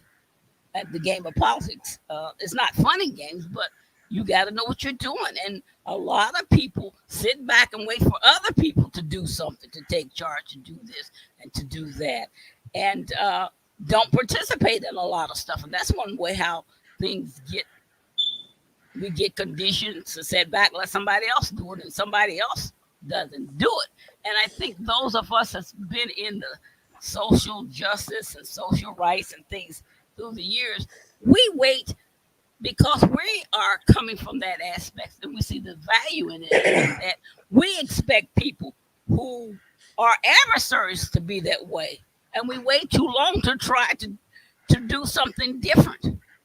And while we're waiting for expecting them to see the light, they don't see the light. They're getting stronger and stronger, working in the dark. So their self-interest is to stay in the dark and keep other people in the dark. Uh, Brother Williams, what happened in the two generations between us? I'm gonna put these up. This is what happened. There you go. People went to sleep. People went to sleep. You're talking about your during the heyday of your generation. It was a time where we was living in a segregated society.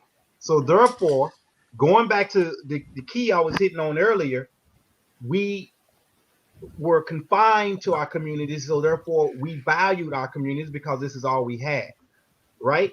So then, when civil rights kicked in and we were allowed to assimilate, what happened is at that point we lost our ownership and our connection with an African-centered community, with a community that was built totally with people that look like us, act like us, and that we had to basically take care of our community.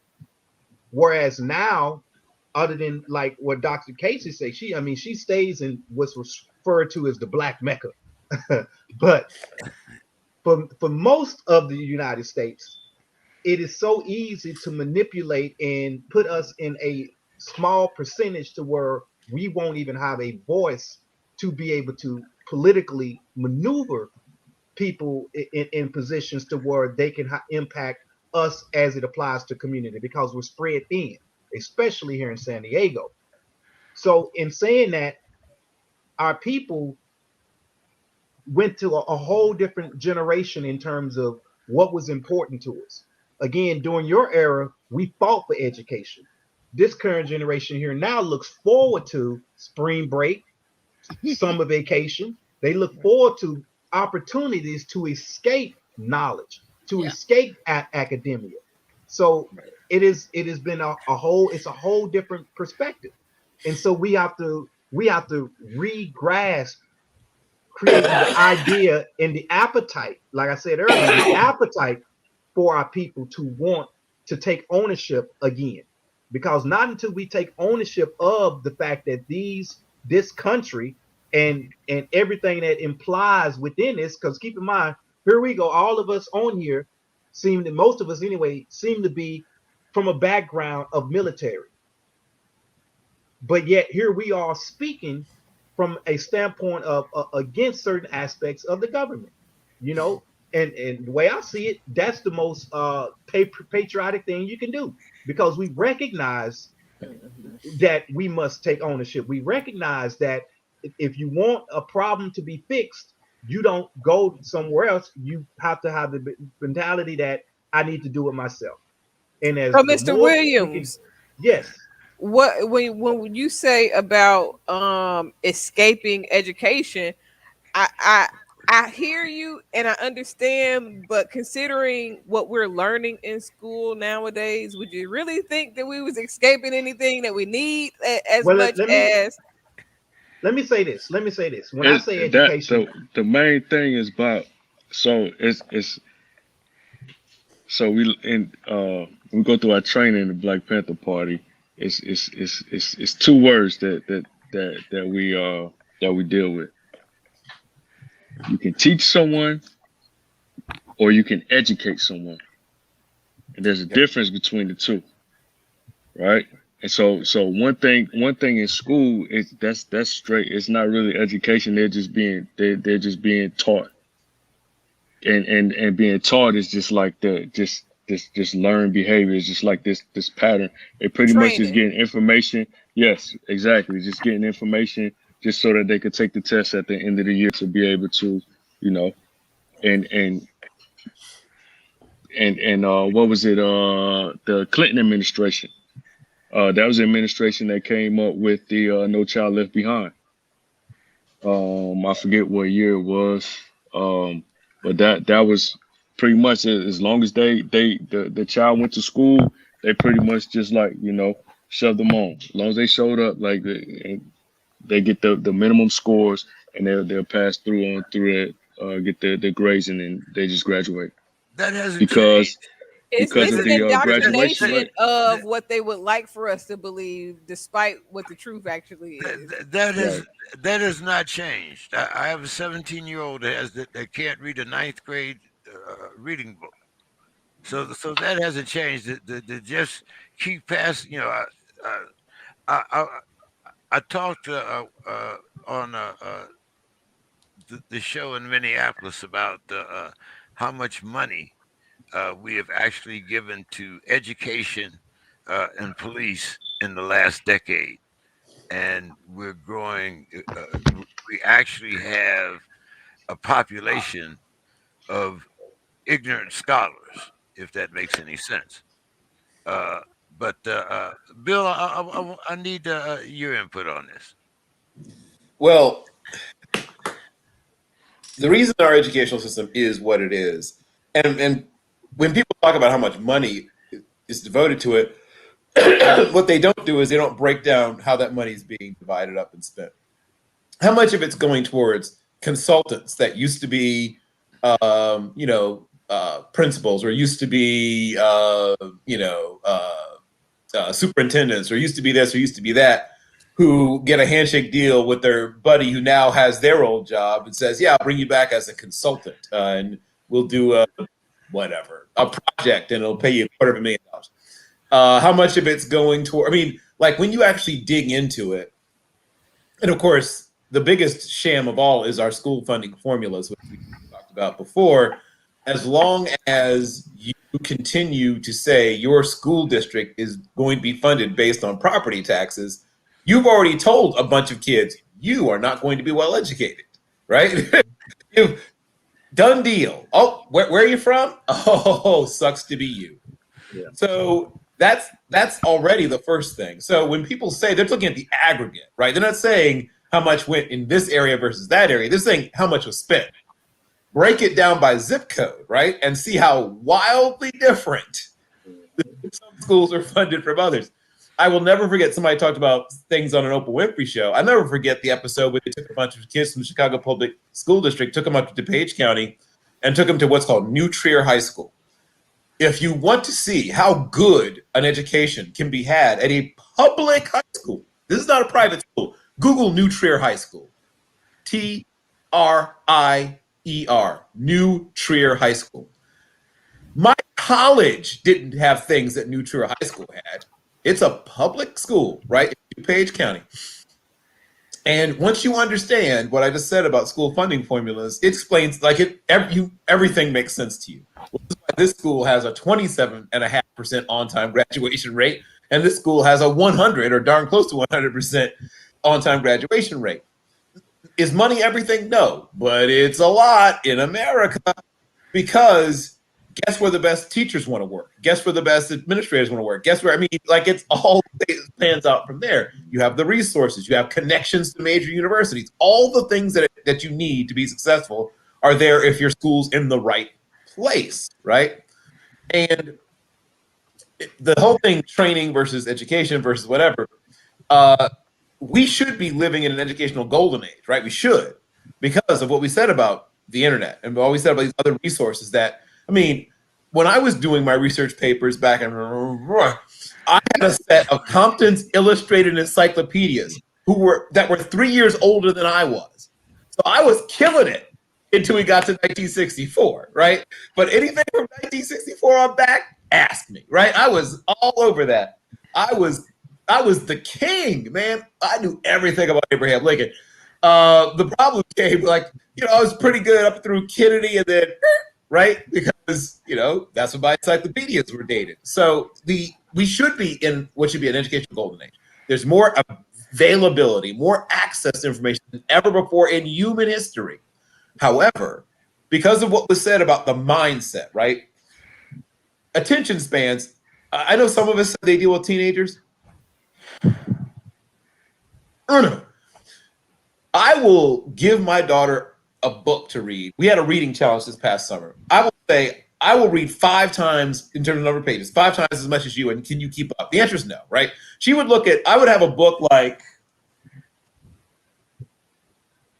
you know, this, right? And she would have a book like,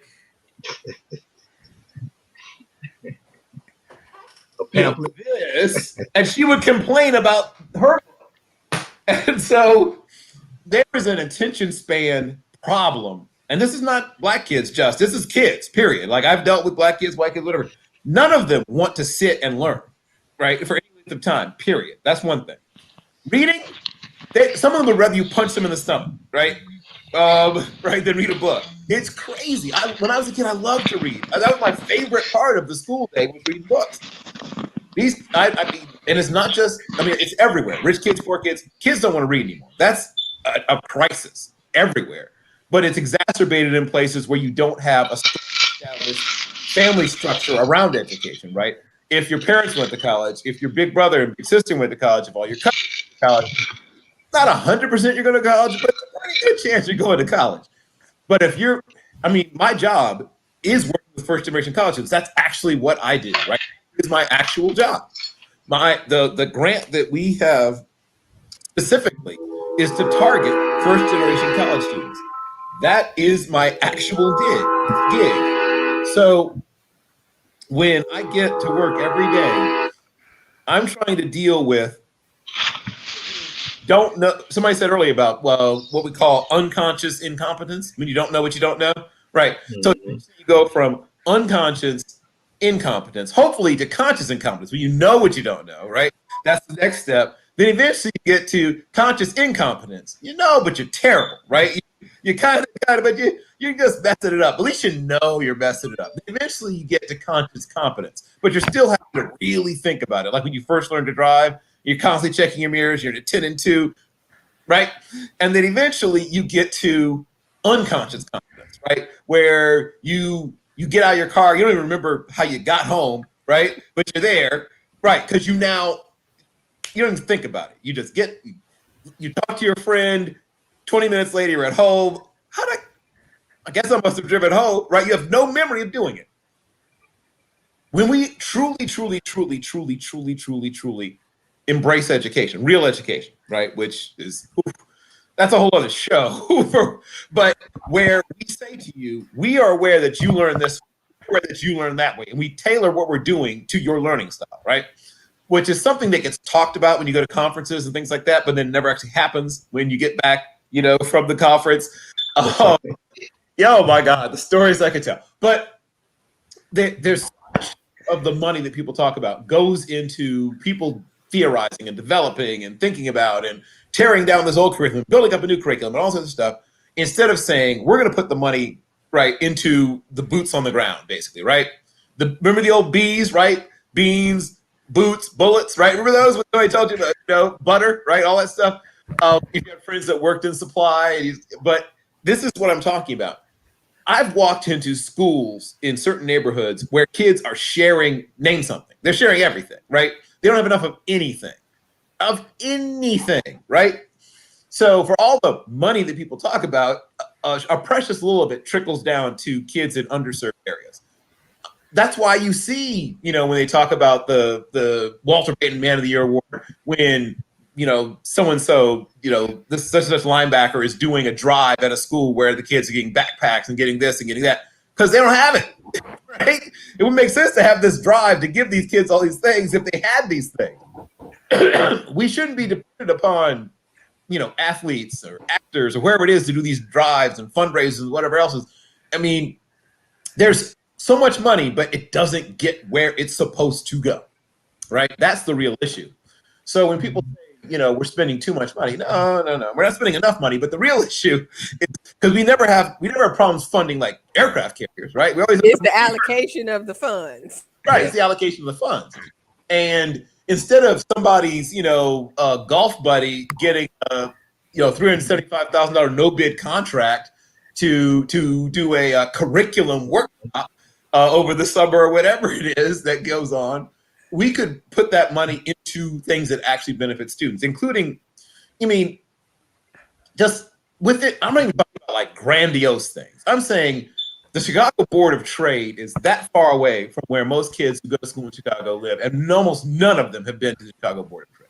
Almost none of them have been to any of our museums. Almost none of them have been to the childhood homes of Blue Rawls or Muddy Waters or Gwendolyn Brooks. I mean, there's all these things. Chicago has all these things, all these amazing experiences for tourists or whatever. But Chicago public school students have no idea that they walk past historical things all day, every day of their lives. And no one told them this, right? Once I talked about how the tree has no roots, right? That's the issue. If you start someone young, right? We talked about this. Why as as Dr. Casey pointed out about R. Kelly. But when you start young with somebody, you do that because that's your best opportunity to influence their future behavior. You will never have another opportunity to be that influential over someone's future behavior. I don't care what you do 5 or 10 years later, you'll never be able to have the same influence that you have to that someone early. If we let kids know that learning is cool, learning is fun, but most importantly, learning is necessary to live a decent life, right? A decent life. If you walk through life not knowing how you got there, what things mean, or how to get from where you are to where you want to be, your life is going to be miserable. And even if you somehow make a lot of money, you won't keep it. Miss Sims, as always, it's a pleasure having you on the show. Next week we will be talking about living and those good old fashioned revivals and whatnot. I'm gonna let Dr. Casey take you on a good old fashioned revival there. Why don't you give us your final thoughts for the evening, and then we'll go to Strong Black Man and Bill.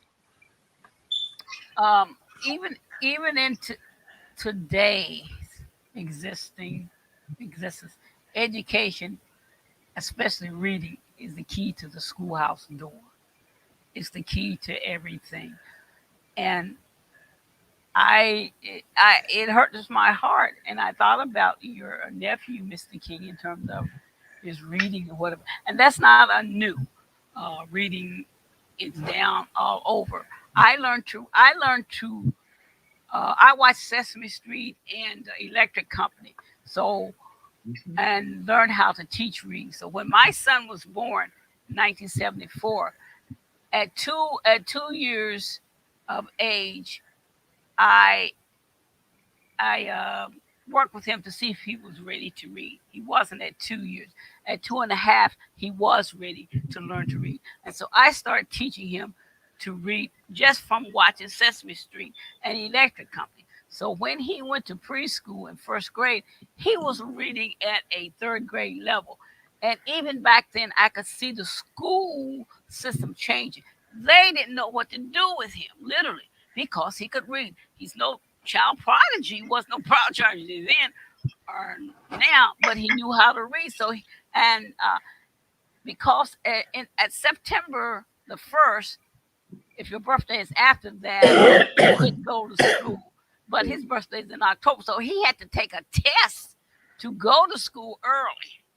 So he was maybe a year younger than his peers in school. But I think the teachers didn't know what to do with him. They had They gave me Ritalin. they had tutors coming in for the children that were behind, like Title I students and what. And so they literally took him and had tutors from the university come in and teach him individually. And I think through the years, the school system let him down in ways of taking what he knew and expanding on it in terms of kind of holding him back until other kids caught up, et cetera, et cetera.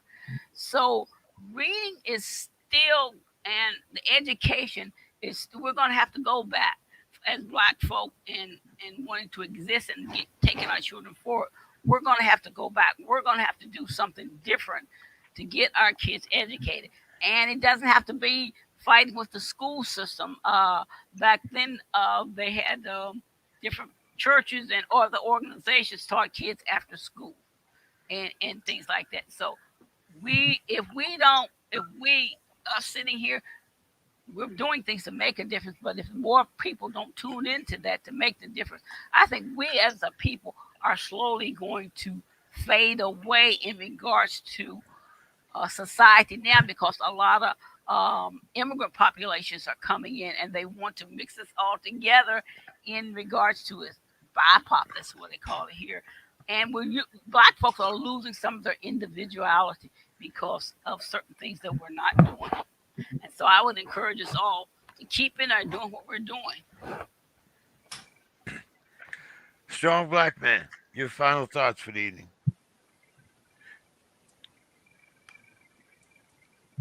Oh, I think his signal dropped. Yeah, I think we lost him. Bill, you want to go, and we'll see if he comes back. Sure. So we talked a lot about politics and leadership, and on this day in 1969, Shirley Anita St. Hill Chisholm swore into office, but becoming the first black woman in, of course, obviously in Congress, and later she became the first black woman and the first black American to run for president. And not enough is, in my mind, made of or said of her life and her contributions. She was, first of all, a teacher, right? She was a person that came from education and had seen what her students' lives were like and what they went through, and wanted to do what she could to change that, to improve those lives. And she was discouraged, how would I put this, vigorously discouraged about entering politics in her early career. It's fine for you to work in politics, but you can't run, knock on doors, make phone calls, bake cookies, right? All that stuff that they wanted, her to do, as opposed to doing what she ended up doing. And I truly believe that more should be, like I said, discussed. She should be more discussed and more taught. She was truly a fighter and never went along, right? Somebody talked about going along to get along, whatever. That wasn't her, right? Unbossed and unbought was kind of her motto. And so she didn't get probably as much done as she could have if she was willing to, go along to get along and all that kind of stuff, but she refused to do so. Of course, she was one of the founding members of the Congressional Black Caucus back when that meant something, because in the old days, the Congressional Black Caucus actually pushed for things as opposed to, golf outings.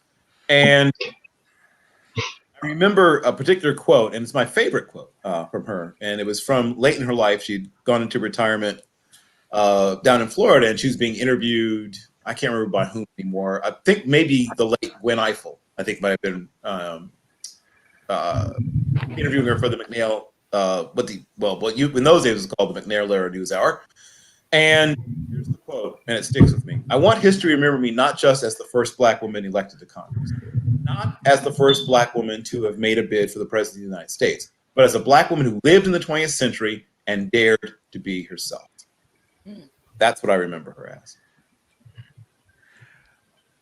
Well, hey, as always, thank you for your time, and I look forward to seeing you next week in our talks about religion.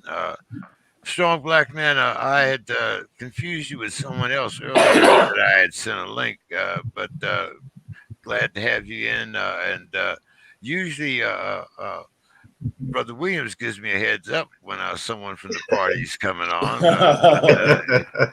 This week, it's a new year. It's a new year. Yeah. It's a new year. Hey, and it is January, and Tet. I mean, hey, what can I say? It's another Tet. Surprise! So, strong black man, you want to give us your final thoughts for the night?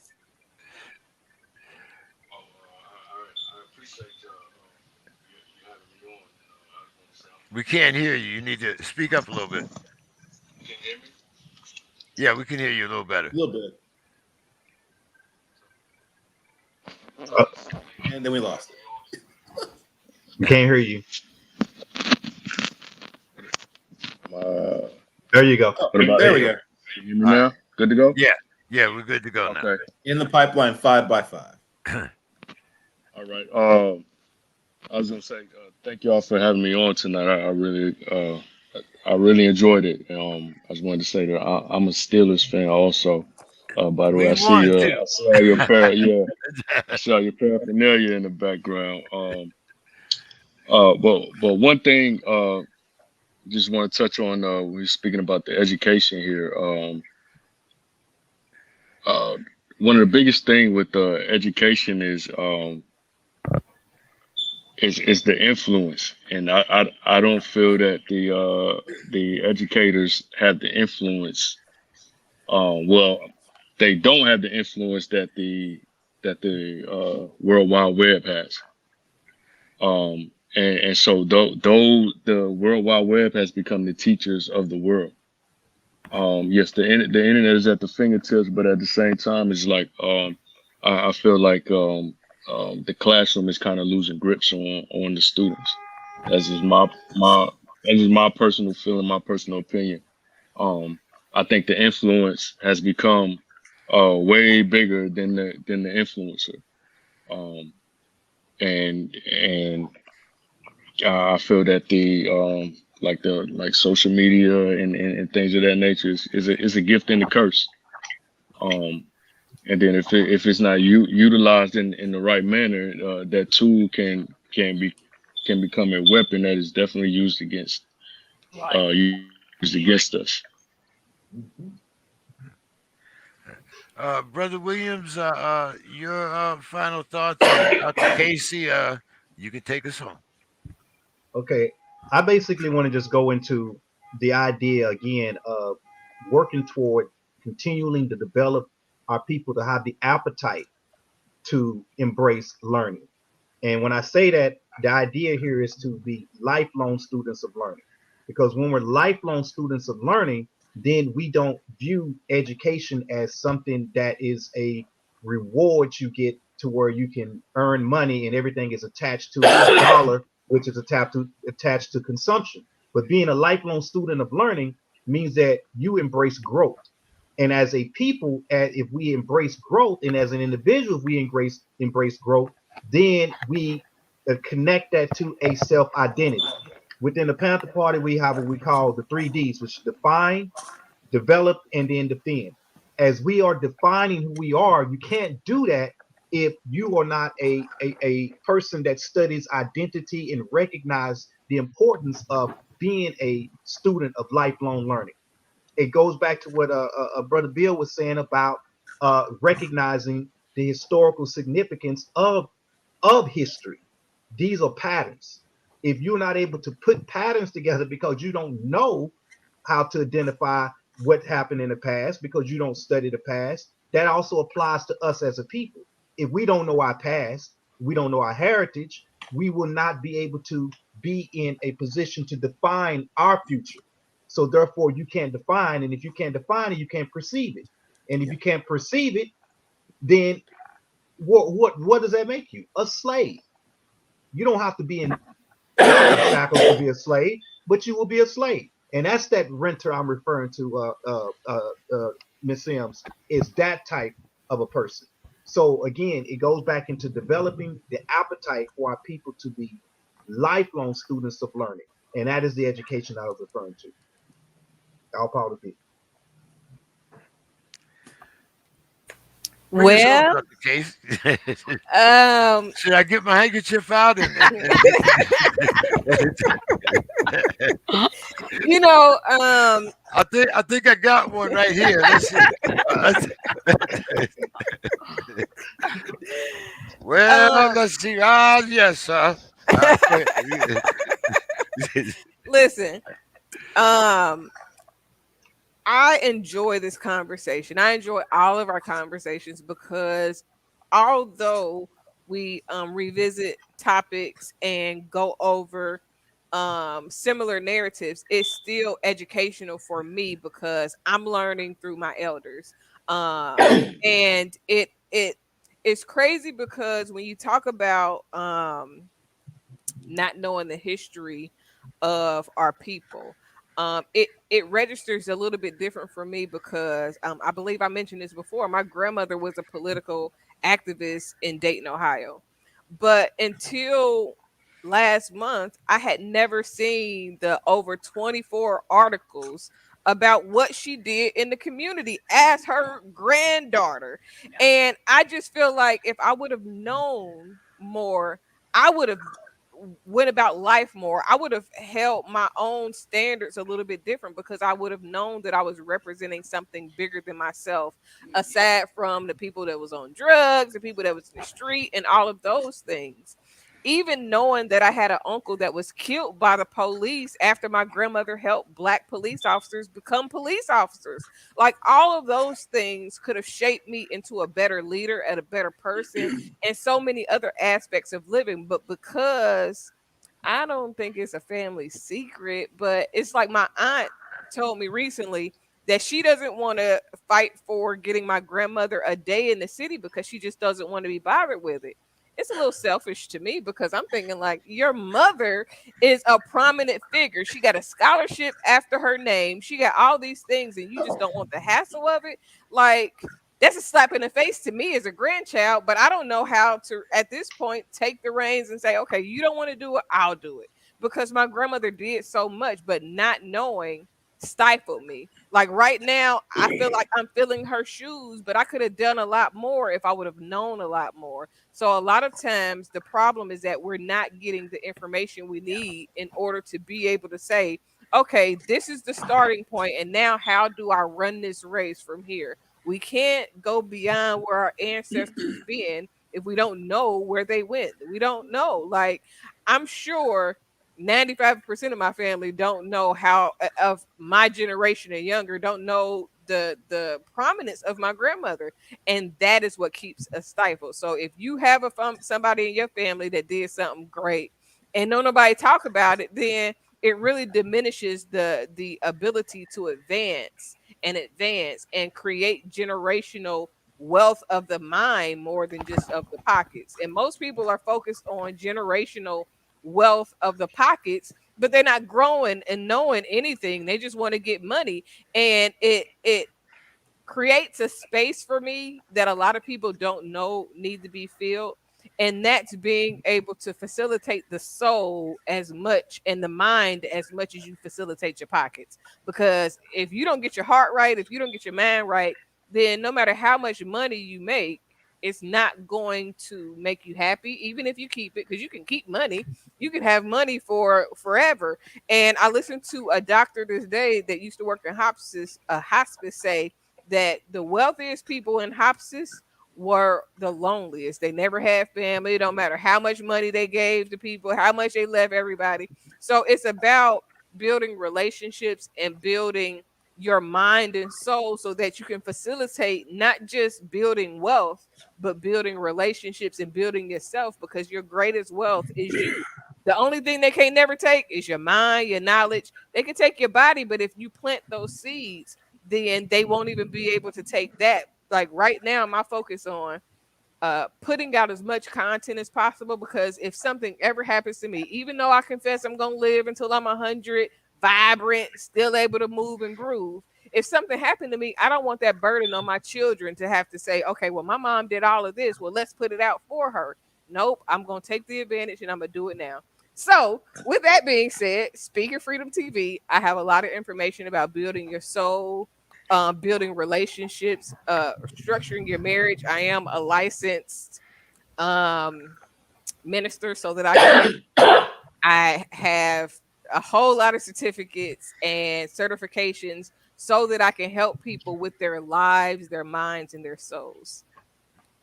Yeah, I'm gonna do a whole lot of picking with that reverend side of you. Uh, so you can I look. spent 6 years in church before I realized that it was a business more than a spiritual practice.